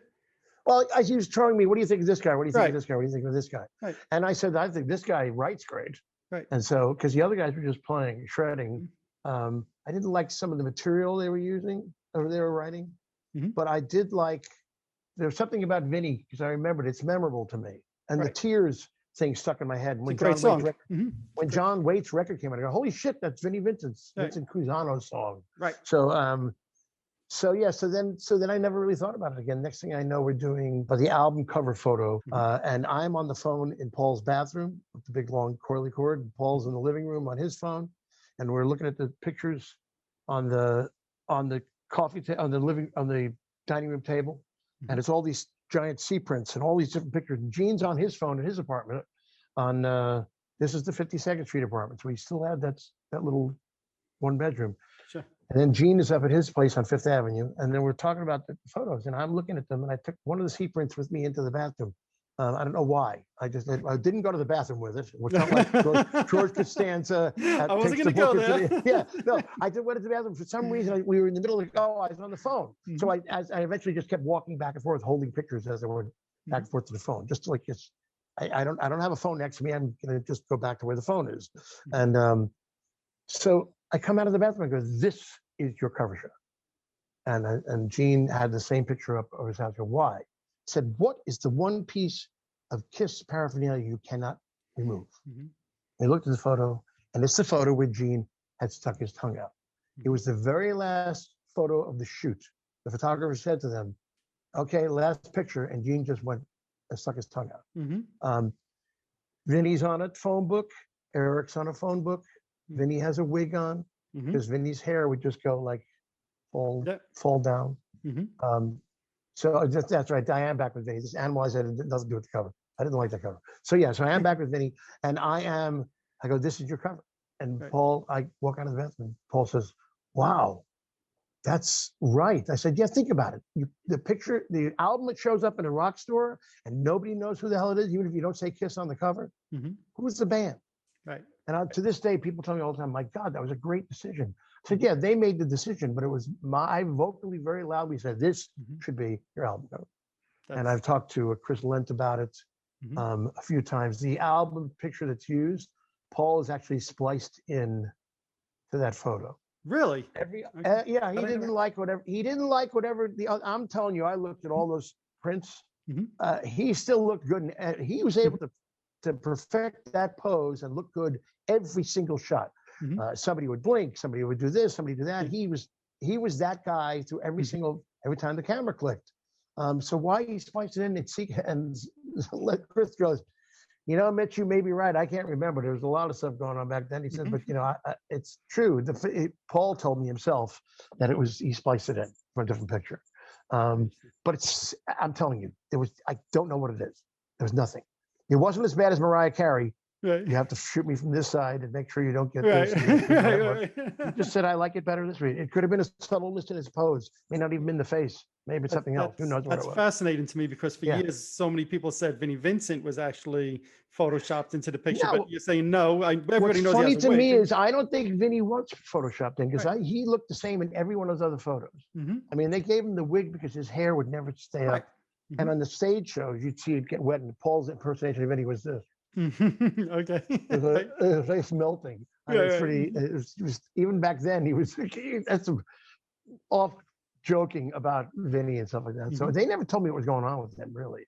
Okay. So that they kept that quiet, you know. But I think the problem started even when they were doing the record. Sure. Yeah. So then the next record was Animalize, right? And that's when you Yes. started to get involved in some of the songwriting for that album. Prior to that, you had no songwriting on Kiss albums. Yeah, I had been writing since Creatures, really. And there's demos of there's stuff that I presented to them back then for ideas, and even mine and Gene's stuff, I think, and Paul's stuff. By then they'd been recording from the Creatures album. They started to record the drum tracks of Eric's, and have them as totally pre-recorded 2-track of Eric's drum playing, which Gene gave to me on cassette. And I would write to the drum beats, sometimes very speeding them up, sometimes down. I have like so many songs written to the Lick It Up drum track. Oh, wow. And the fill, good to yourself. I mean, I have a lot of starts and stops in songs that actually sound phenomenal, but were totally not planned. So I just start recording at the beginning of the song. If I were to record them, probably take some of those out. But I presented the songs to them. They didn't use them, and I'll never forget they were in Wally Hyder doing mixing in L.A. And Gene and Paul and I would go to dinner sometimes together. Mostly, I was a separate friend. The only friend pretty much they shared and who didn't, you know, rat them out. So we go to concerts together, the three of us, things like that, along with my then wife, the practice wife. Practice wife. But you know, we were a good team, and Paul and I would go out all the time in the '80s to hang out, and we ended up, you know, they called me from the Wally Hiders, tell me they weren't going to use the songs, and Eric told me later on it was really true because I'm on speakerphone and they're in the control room. Hi, Mitch. Hi, guys. Hi, Paul. Hi, Gene. So, and I think it was Paul that said, you know, or maybe Gene, I got to tell you, someone to call and tell you firsthand, we're not going to be using any of the songs that you wrote. And I was doing something in my apartment, and so I was like, okay, did you hear us? We're not going to be using any of the stuff that you submitted. Going, yeah, I get it. Bummer. So when you come back on Tuesday, where are we going for dinner? And there was silence. And Eric starts laughing. They all start laughing. Really? I said, yeah. Don't we have dinner plans on Tuesday? Yeah. So where are we going to dinner? I said, I don't know. You pick the restaurant. So that's the way it was. Because as far as I was concerned, and I've had this attitude maybe a little bit too much in the past and things like that, I have made some great friends from all the opportunities that never occurred. They turned me down and we stayed friends. Paul said in Heavy Metal Mania, that was the MTV thing. Paul said in an interview when Animalize came out, it was in a magazine, Metal Edge or some metal, it could have been Metal Mania. So whatever it is, it was a metal magazine that so, you know, we write sometimes, you know, it's funny, we wrote with our friend Mitch Weissman. And Mitch has been writing with us for years, but he was, you know, and you usually don't write with the guy after the first time you tell them no. And he didn't take it that way. He remained our friend. And I was so sure we were going to lose him, or I was going to lose him as a friend, because I was going to tell him I can't use your stuff. And you know, you wait for the answer of you fuck. The thing is, they were my friends. I was submitting songs. It would be great if the songs made it. But it didn't work. And then I think for Animalize, they jokingly said to me, "What the hell did you eat?" I mean, these songs are great. There was a fourth tune. I forgot what the fourth song was. So I have, again, as an idea for me to do a project. There was, I mean, I have all these the songwriters' versions of the songs that I did, and also the outtakes, the stuff that was never used, the co-writes and stuff like that. Gene, when I spoke to him a few years ago, said that sounds like a project I'd like to know about. Let me know when you have that solidified. And then Okay. I started moving, and then I've been a nomad for a few years, and then I've been here for a year, and then COVID hits.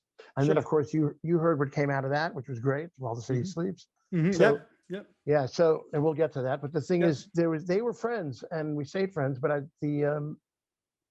I forgot where you went. There's that tangent guy again. I can't remember. Well, what you were let me looking at. ask you one thing. So Yeah. before we get to the Animalized songs, right? Because Yeah. I want to talk a little bit about that. Do you remember the Yeah. titles of any of the songs for Creatures I'll Lick It Up that you submitted? Well, it's funny. I don't know what the song. I can't remember what they were for that, because Gene and I used to write in his room a lot. And the time periods may overlap. Sure. But there is one of the songs on. There's a song on the Vault. God, now that you asked me, I can't remember any of the goddamn Well, I titles. know there's some like Easier Said Than Done. Yeah, Easier Said Than Done was Reason for Living. Right? Reason for Living. Yeah. But there was Reason for Living. I have demos of that where we did the music together, and he has the chorus. Okay. You're my reason for living. You're my reason for giving. Now, it's apparently on the Vault. It's that very slow, really. Well, we have this pop song, which was Michael Japp and me doing the descending stuff. There's a song that we did together. We used the same riff that we did on a Smash Gladys song. That he managed that band and didn't produce their first record. And some of that may be being released again soon. Oh, okay. Excellent. Heard from the band. Poor Sally has passed away, but the guitarist on there, we've been talking about it. Okay. And he wrote to Gene. Gene didn't say no. So I okay. Got to work. Yeah. So it's pretty weird. So that there's songs from that period. The Sooner Said Than Done was a demo instead of Easier Said Than Done. Okay. I can't remember. I just can't remember the songs now. There were a bunch. Predictable was one. Okay. Yeah. Anyway, it's funny. No, that one I haven't heard the title before, so that's interesting. Yeah. Predictable. Okay. And I know also on Eric Carr's Unfinished Business, you had the song "Troubles Inside You," right? Yes, that was one. You and Eric. That was one of the demos that I found in Gene's apartment. It just had Eric's stuff on the cassette. Okay. So I put it in the cassette player, and the way Gene and I used to record in his apartment is really low tech. We had the Porta Studio with the solenoids and shit like that, and then we had a 2-track tape machine, which had the ones where you go like this, and you released it, and they went up, and you went like this, and they froze, and we would bounce stuff back and forth on that. We got so good at releasing, so you go, it would just be absolute great edits, and you go like, how'd you guys do that? Yeah. So I mean, and then I go home to my recording tape. I had my Porta Studio, and I had another solenoid cassette deck that I was able to learn how to do the punches that way. So we would fill up all 4 tracks, squeeze it over to 2-track, and I would put the drums on both channels and other stuff kind of in the middle. So years later, people would say, "What is this, like a 12-track, 16-track demo?" No, it's and there's a lot. Can't you hear the hiss? No, I wasn't going to an equalizer to get rid of the hiss. So years later, all my demos went with Dennis Ferrante, who recorded everybody from Elvis to Lennon and stuff like that. He's since passed away a few years ago. He took all of my demos to RCA, or maybe it was BMG by that point in time, and remastered them with EQs, including the cassettes with the 2-track reel-to-reel masters and stuff. And they sound great, except I got lost in my storage. So I think Mitch LaFon has a 2-track master, and how he got it, I don't know. Okay. All the songs he showed you, look, is this the one? I'm going, yeah. Did I send that to you? Right. I have no idea. Wow. Well, very fascinating. The interesting thing to me is, and you kind of alluded to this before, a lot of times in the 80s, there were people that hung and co-wrote with Gene, others that hung and co-wrote with Paul. You co-wrote with Paul, Gene, and Eric, Eric. I tried to think about it. You might be the only person in history that actually co-wrote with all 3 of them. Yeah, and I didn't do anything with Bruce, except to possibly be the one that got him into the band, just by virtue of the fact that he answered the phone. But the thing with Eric was this song was there on the. I'll get to Bruce in a second. The song was there. Said Eric's stuff, and I heard this great track and it was Eric was using drum drops, the thing that we all used in the 70s into the early 80s, and he's playing the slide guitars over it. There's a jumpy little track, which if you've heard it, know the song, but it's drum drops. It's not even real drums. I think I let Loretta say that that Eric was playing drums on it, but he's Okay. playing the guitars. And so all of a sudden something hit me in that, and I put it into Gene's Porter Studio, mixed it down to 2 tracks into the Porter Studio. And then I put the bass line on it. And then I'm singing the melody line to it, which to this day, when I think it eventually got sped up when it got onto the CD, Okay. because I don't remember ever singing that high back then, Okay. especially the troubles inside you in the fade out. But the thing is, and actually, I think about it now, I probably could back then. So and now if I had to, so it was great. The song just came to me. I mean, and so I just wrote everything. There was no lyrics or nothing. The oohs and the ahs were there. I said, no, the oohs and ahs weren't there. Just Eric screwing around with a slide guitar and drums. And I wrote the whole rest of the song. He loved it. He thought it was great. No, it's a catchy song. I'm surprised it didn't make it. I guess it was Crazy Nights. It sounded like it was. It could have been, because the thing is, I don't think they knew to. Sometimes if you didn't have the stuff sounding the way it should sound, it couldn't get past somebody in the band. Sure. Gene had, when he was doing the Ron Nevison album, the one after, what's the Ron Nevison album? That was Crazy Nights. Crazy Nights. When he was doing Ron Nevison album, he called me and Michael Bolton and Bob Halligan Jr. are in the studio one night with Bolton singing Guilty as Charged, Love in the First Degree. I don't know if that song was ever released from Bolton or otherwise. Okay. But we're singing this version. It's a very poppy song. Guilty as charged, love in the first, and the track, it's just a demo track. Well, he sends it out after we get finished singing the vocals. It's one of Michael's tunes. He sends it out to Gene. Gene calls me up, says, I can't use this. What the hell was he thinking? This is so poppy. Paul will never even listen to the song. Yeah. I need you to re-record it. So I went into a little 8-track studio. Gene says, I need you to re-record this because I can't present this to the band. Paul's gonna laugh at me.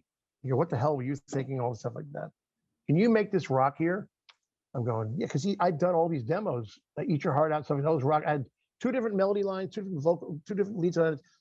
The demo I did of that song, Eat Your Heart Out, has me singing like Gene. That's amazing stuff. So, and that's a different Eat Your Heart Out than what Kiss released years later, right? Yeah, exactly. Totally. Because I actually said to him, whatever song he released later on, I said, hey, you finally got a use for that title. I emailed him. So that's a totally different song. When I first heard it on Sonic Boom, I'm going like, wait a minute. Yeah. Oh no, different song. Good. You can't copyright titles. So yeah. Right. So but I went into the studio, took my friend George Addison as the engineer. We went to the 8-track studio, brought in Eric Carr's Lick It Up drum tracks, and then put in heavy guitars, heavy vocals, guilty as charged, love in the first degree, including an octave lower, guilty as charged. Because I'm singing that on the Wendy O. Williams albums. I mean, yeah. And while Eric and I are singing with Gene, I go, wait, I got that one. Yeah. You go, holy crap. Yeah, so I used to do octave stuff way below. I mean, and just light voice, whatever, get it in there. So I did this rocking heavy version of the song and sent it to Gene. It almost made it to the album, but it didn't.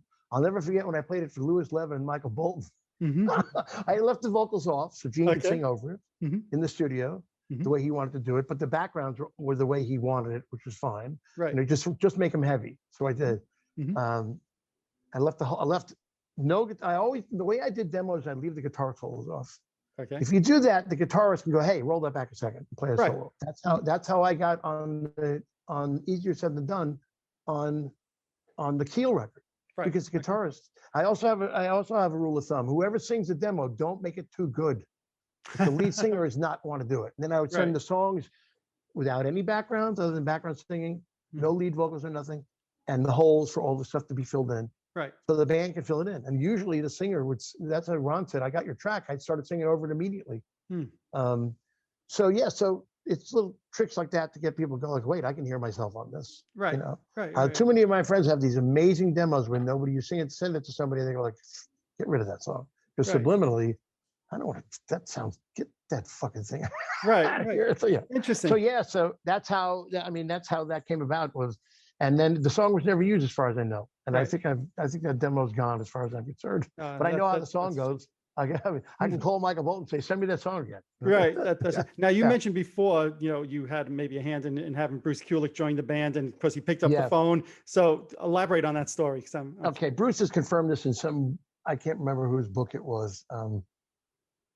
Kenny Scharf, somebody else's book, when he interviewed me about in the 80s, and he maybe confirmed Greg it. Prado's book? No, it's earlier than that. Another book that was done on Okay. Kiss before, and I forgot who it was. But anyway, so what happened was we're at Right Track. We're finishing up on Michael James Jackson has departed the project because he says, you don't need me, really. I guess he helped with the drums or so-and-so, but he said, you got this. Gene's off doing Runaway. I'm in the studio, and the problem with Mark is very self-evident. Even in the recording process, Mark was fun to work with, but he was a strange guy. But he didn't understand how he could write songs.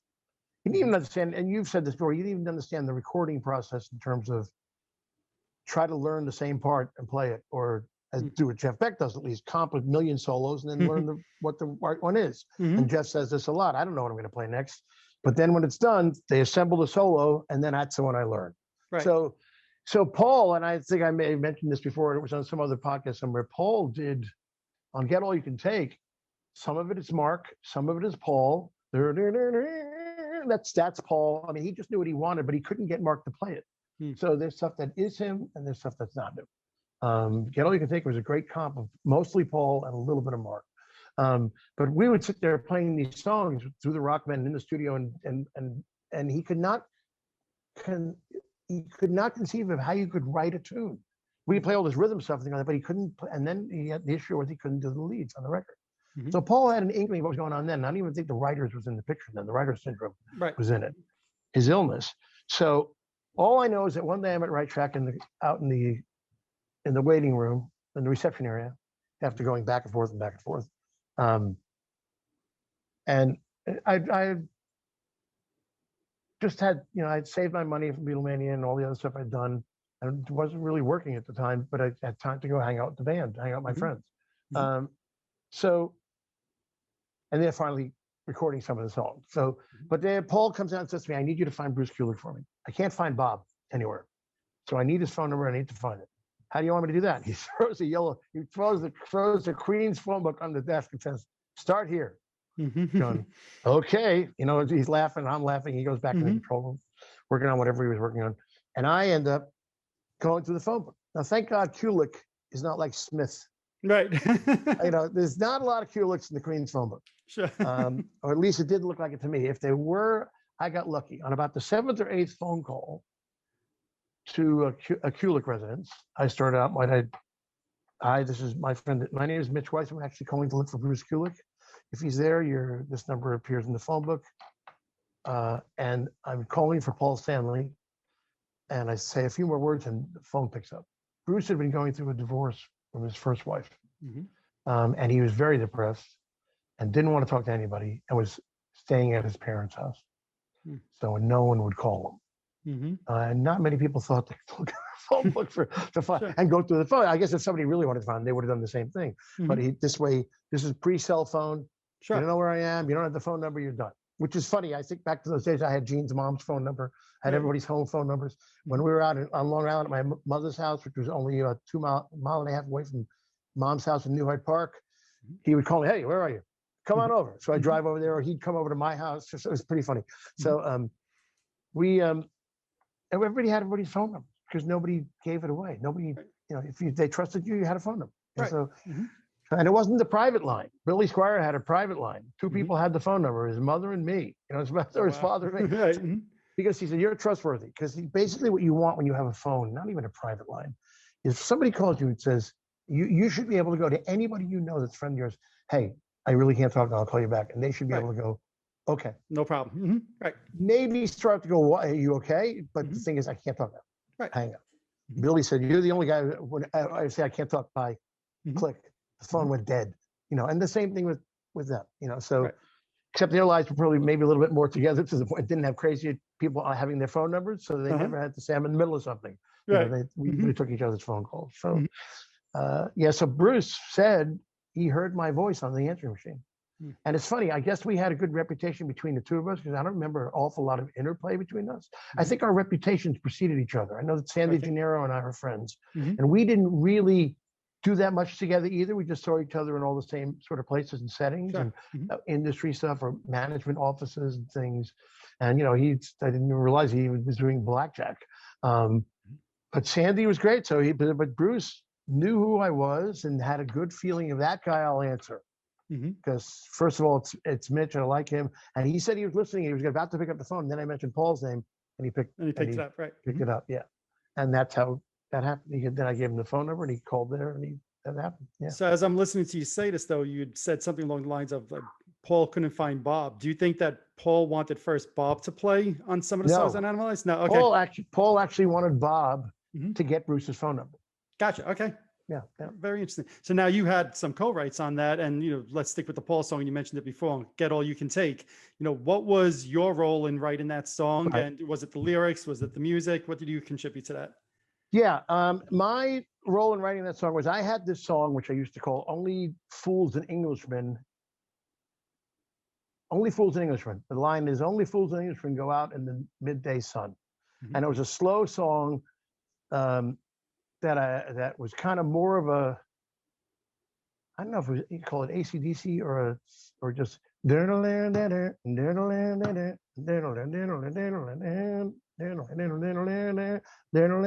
so it was a slow tune, and there was a part of it. Next thing I know, I play it for Paul. It's just instruments. There's no vocals on it. There's nothing. Just me with one of Eric's tracks, and then next thing I know, he takes that riff, he just made it into a different song, which was great. So he showed me we went to SIR Studios in Manhattan, and we had drums set up in the room and a guitar. And the two of us would go back and forth between playing drums and playing guitar, much like Joe Perry and Steve Tyler, apparently. And we were in this one room, we're dead, and we're getting the arrangement down, and I came up with he came up with that riff, and he didn't have anything after that, and we both came up with I didn't know about that section there, and then the turnaround, get down, turn around, is me, thinking, I can't remember what I did, it's just a play off the beat, so I wish I had a guitar, and I wish I didn't have carpal anymore. So anyway, I'm going to get that fixed soon. So because I want to record again. So so the other stuff is, we wrote the song. Now, the way the lyrics came with us is this. It really turned into, Paul is very introspective and goes through a lot of thinking process. So while he was thinking, I had this yellow legal pad, one of my dad's old legal pads. And I start writing lyrics down. And it turned into a Harry Chapin Taxi sort of song. I'm just writing and coming up with verses and verses and verses and verses, and eventually we just pick the ones that are on there. Because for all the rules, it's a race of fools, and you can never win. So if I see the lyrics in front of me, I can come up with it again. But it was pretty much it was a 50-50 thing. And the nice compliment was he let me play the rhythm guitars on it. In the studio, and even on Murder in High Heels too. Division in Leather. It's like salt on a wound, and all these stabs and stuff. It's me. That's it. Nice. When Gene demoed the songs before he went up to do Runaway, I'm playing almost everything on them. He may be playing bass. I'm not sure. We did them at I forgot where the hell we did them. Did we do those the right track? No, we did them somewhere else. Hit Factory. And funny, then Paul just re-recorded everything anyhow. But Eric had done the drums. So it was fun. I mean, it was nice that they let me be on the record as well, which was great. Paul said to me, he's considered himself one of the best rhythm guitar players out there, but he was going through some issues. His parents were visiting with his niece, and he said, "You play it," and he left him on, which is great. He said, he said, "Yeah," I said, "But this is great. You're on it." So very nice. Different times. I can't get a hold of the guy now, but but it was different times. He said, as he said to his wife, "This is a guy I used to work with in the '80s. We used to spend almost every night together." It's funny, the people at Glickman Marks at the management company, we just go, "Who are you?" Because they don't share any friends. They don't share any friends at all. And And so, but if I wasn't going out with Gene, I wasn't going out with Paul. I was going out with both of them. Right. Mm-hmm. So it was a lot of fun. So the other songs, let's see, what else? Murder in High Are Heels. there more songs to ask me? Murder in High Heels is something I had the riff for that. Okay. Mm-hmm. And I recorded it, and I went to Gene, and I think we wrote most of it over at my apartment at 74th Street. So that was how that came about. What we told the story before. We're writing lyrics for just Gene. As I said, if Paul was in perspective and you wanted to think about how the lyrics went, just write and let's keep writing. Gene was, let's go against the wall and see what the hell sticks. Okay. So I said this somewhere else, that the one line that I remember specifically singing, although we put these things together, was, she could, she's a get it, you better get her while the getting's good. Mm-hmm. And he just went, wait. And we didn't do the old songwriter trip of running the recorder and have another running the track and then just singing anything.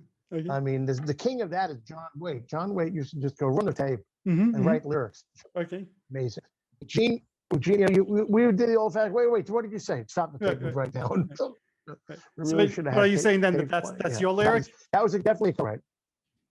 Yeah, that particular line is my lyric. Yeah. Okay. We shared stuff. It was good. Mm-hmm. There's another song that the demo is online called "What You See Is What You Get." Yep. You can see it. You can find it on YouTube. That's me doing Gene, and then doing Gene towards the end of it. I thought it was Gene for most of it, but no, that version that's online is me. Gene comes in at the end. And he's doing all the ad libs and stuff like that. And we're both singing the choruses. Okay. Again, that's the Look It Up drum track. But it's me. I wrote the whole damn song. For how I came up with it, I don't know. He had the title, "What You See Is What You Get." Okay. So I just started writing this song in my apartment. Easier said than done was done that way. I was leaving his apartment at 12 midnight. So we really should write a song that's kind of like You Shook Me All Night Long and All Right Now together. And as I'm taking the cab home, it came to me. I kind of went up the stairs to my fifth floor, walk up, called, and said, "I got it." Went back to another cab back to his apartment, and that's how it is. So if you think about that song, that's like It's All Right Now. It is right. It's the same thing. So so I wrote basically a co-write or a Mod Podge of those two songs. Interesting. And so a lot of the music, when we did the What You See Is What You Get song, I have the lyric sheet somewhere. I think that didn't get lost because I sent a bunch of stuff out to Jackie, my final wife, before I moved out in 2003.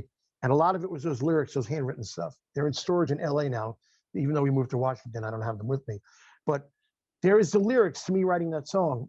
And I left holes where I didn't have words to put in. Okay.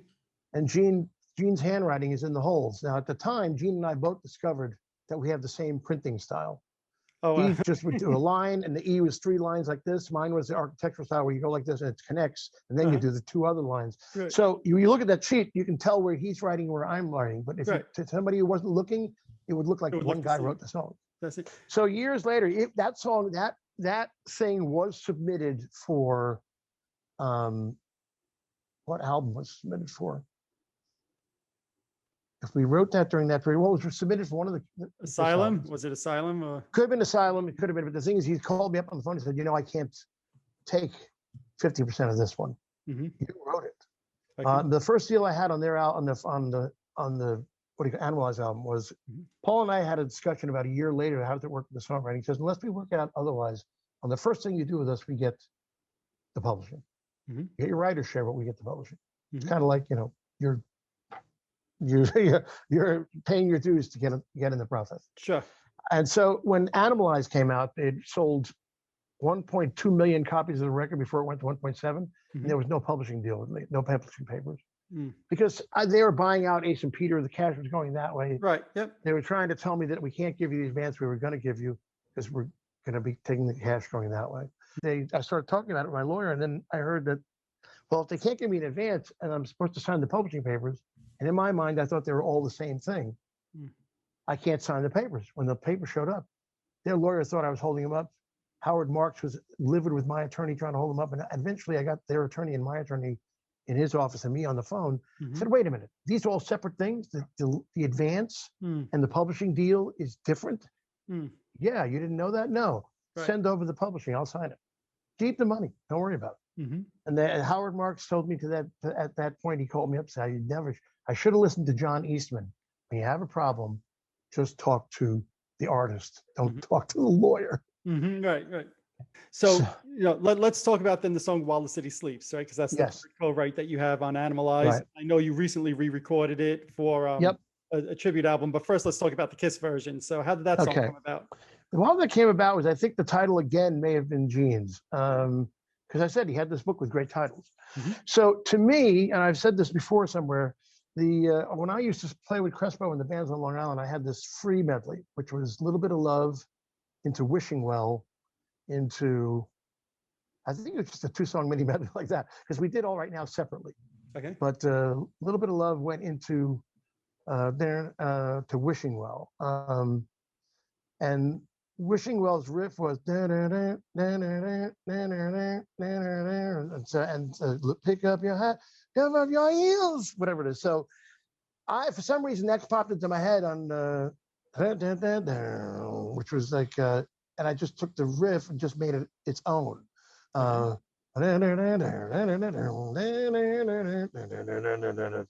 to me that line was Aerosmith's Draw the Line. Okay, yeah, interesting. But leaving out a note.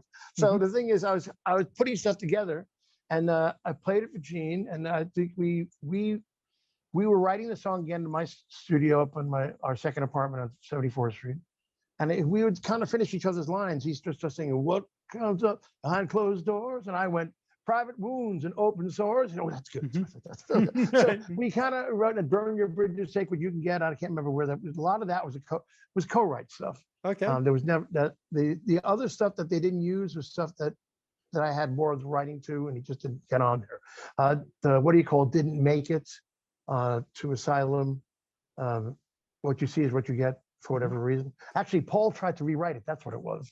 Okay. Paul tried to rewrite the song, and he turned it into a Stonesy sort of thing, which resembled, I don't know what, I can't remember the elements he got from that song to make it into a Stonesy sort of riff. But I was incensed at the time because I'm going, that's not my song.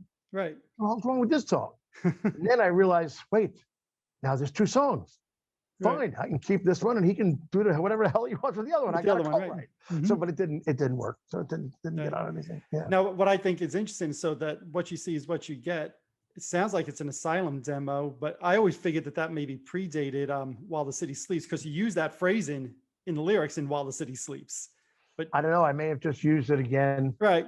Or Gene may have used it. Gotcha. I can't even remember it. Yeah. Right.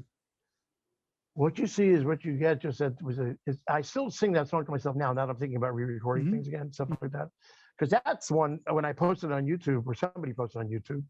Because I have a YouTube channel, I guess we all have them, but I've never used it ever to publish anything. People have published that demo, and then I actually said to them, "No, that's actually me and Gene." That gets a lot of hits from everybody. That keeps saying, "Why the hell didn't they release this song? Yeah, why didn't they record this one?" Right. You're going like, you'd have to ask them, so it's pretty strange. Was there any other songs that you co-wrote? Like you were saying how Paul took that song and kind of twisted it around into a Stonesy thing. Was there any other songs that you wrote with? Because there's a lot of you and Gene demos out there. Are there anything else that you and Paul wrote together? He had these tracks. I wrote a song called Off of Something. He had done a music track with Eric, which was kind of bombastic. I used to call it Hall of the Mountain King, but it wasn't. Just little. And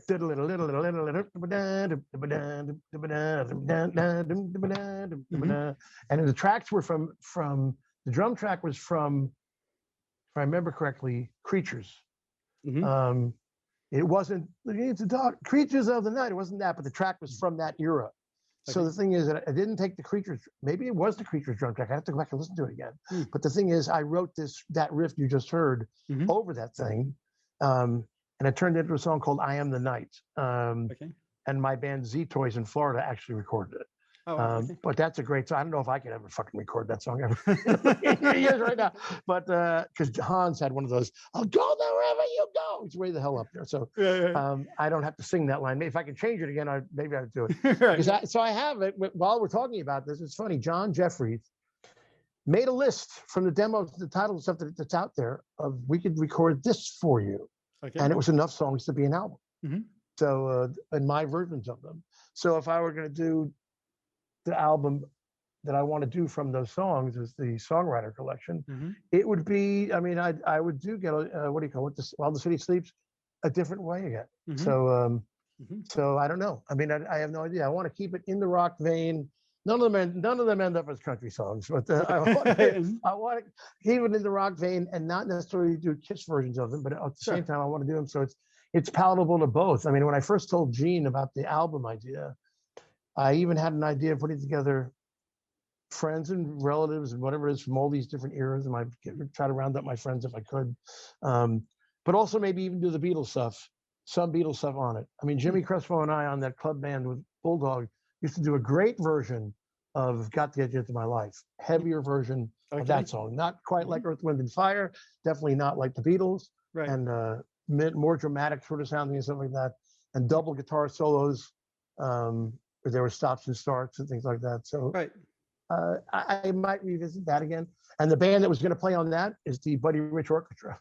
Because Kathy Rich wanted to sing the song, and so does Greg Potter want to play it. Well, I'll tell you as a fan, I hope you do pursue that at some point, because I thought the version that you did of While the City Sleeps on the Buffalo Rock City, I thought that was really good. In fact, I hate to say it, but I like it better than the Kiss version. So it's funny, those guys did the backing track's great, but the vocals is me and my interpretation. So it wasn't quite Gene, it's what I could do. And that one woo in there is my. I told John Jeffrey I put an homage to McCartney on it, so that's one thing I stuck there.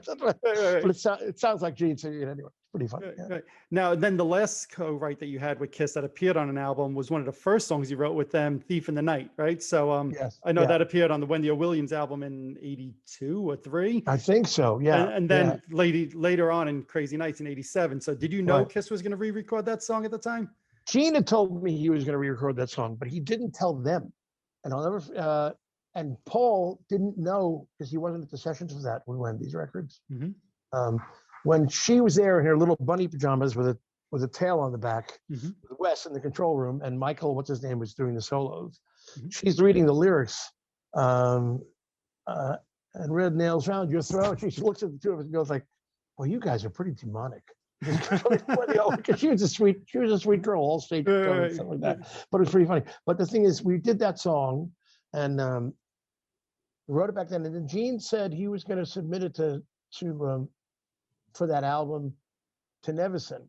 And apparently they didn't have any other material to do the thing. And at a certain point in time during the recording process, Paul found out it was the song that was on Wendy O. Williams album. He wasn't happy about that at all.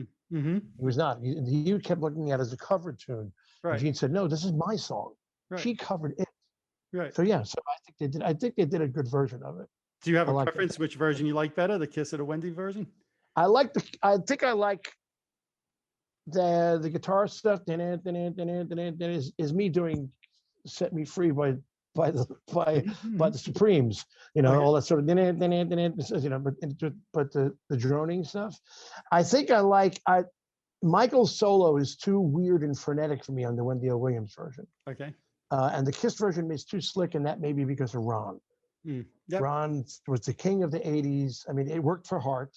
It worked for whatever it was, but I don't think he did service to the band. I can't remember what everybody else thinks of the drums on that record, but it's Eric doing Danny Carmassi and not Eric. So, and it could just be because of the mix. I don't really know. I mean, I think everybody's true. I mean, I didn't know much about Creatures, except when you listen to those drums, holy crap. It's bombastic. So So I think everything started to compress itself as the '80s went on into everything leveled out the same. I think that's a mistake.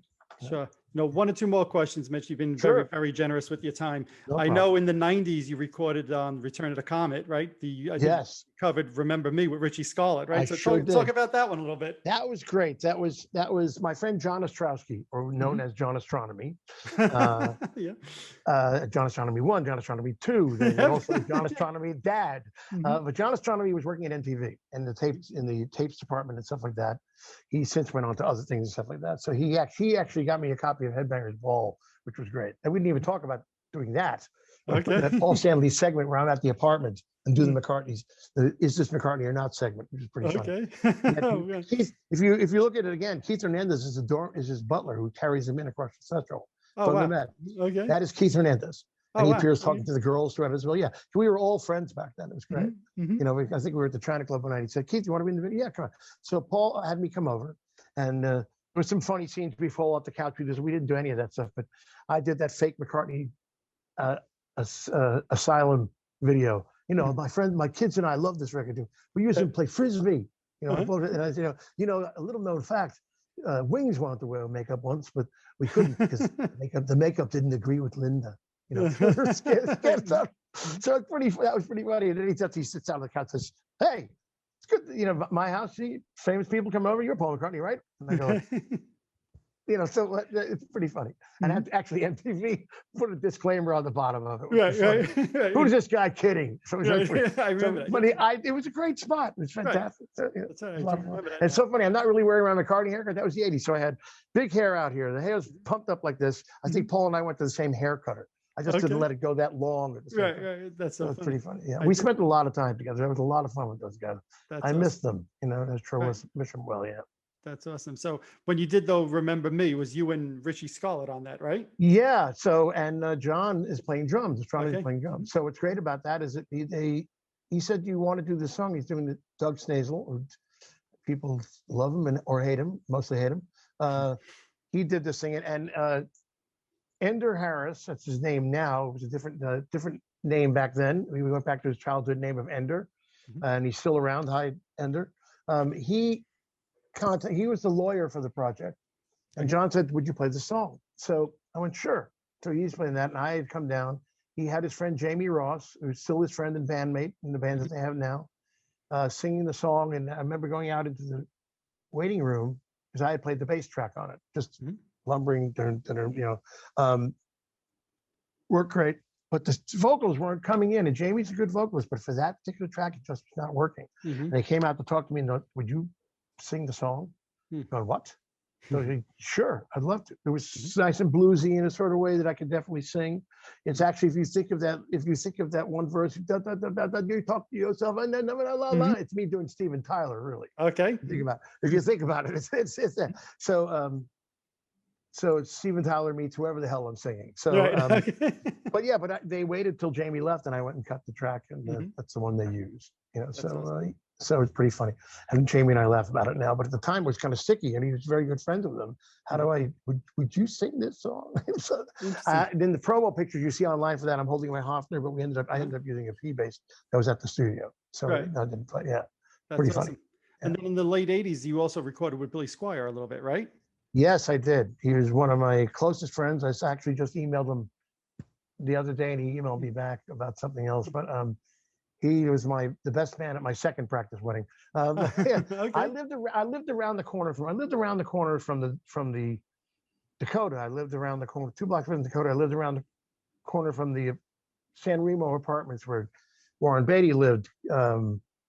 Everybody lived in that building. Robert Sigurd had the top tower and the top of the first building towers. I actually went up to that to try to pitch a project in once with the movie's author, and they had a practice reel. He couldn't go up against Yoko. He knew it wouldn't go there. Very nice man, wonderful. Bruce Willis eventually bought that apartment. But the thing is, in my neighborhood, I would walk around. I knew everybody in the neighborhood. Warren would wave, so and so would, Carly Simon, James Taylor. Everybody just waved and people would go to me, "How do you know these people?" I know these neighbors. "Hi, how are you?" So Billy used to go by. I used to tease Mick Jones also. Billy used to go by. I just teased him.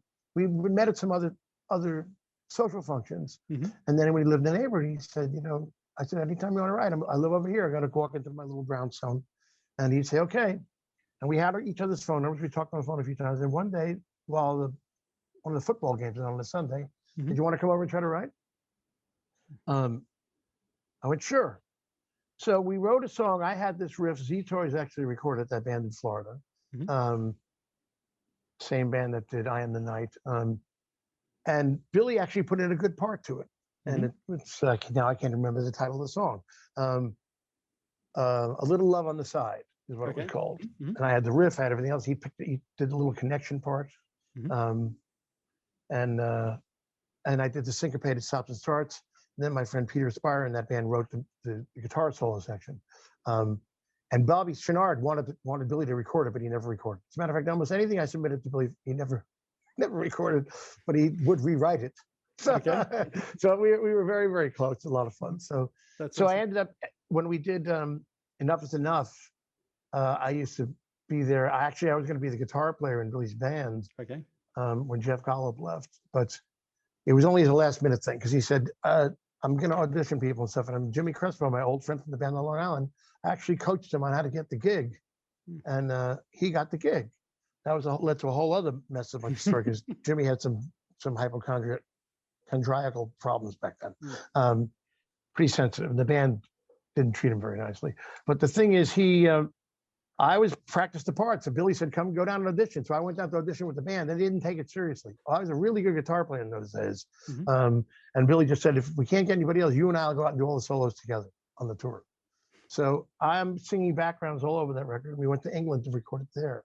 And that's the album. Freddie Mercury's on that album also, right? Yeah, he's on Lady with the Tenor Sax, right? But he also is on Love Is the Hero, which not that version because he put a different spot in. There's an alternate version with him on the vocals, and me and Alan St. John and Billy are singing backgrounds on all those songs. Wow.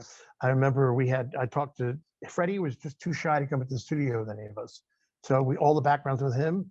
He did separately, but we're on the album together. Yeah, that's fun. That's all. To me, we've been speaking now for over 2 hours, right? And wow. I look at your career, and it's an incredible career, right? Starting with doing some Beatles stuff, working on Gene Simmons' solo album, getting to work with Aerosmith during their probably crazy drug years. Yeah, that was pretty crazy. Yeah. Yeah. Working not really that crazy. So my introduction to that was from Stephen. Okay. But we didn't do that stuff. I got some funny stories of going to Joe Perry's when they were filming. He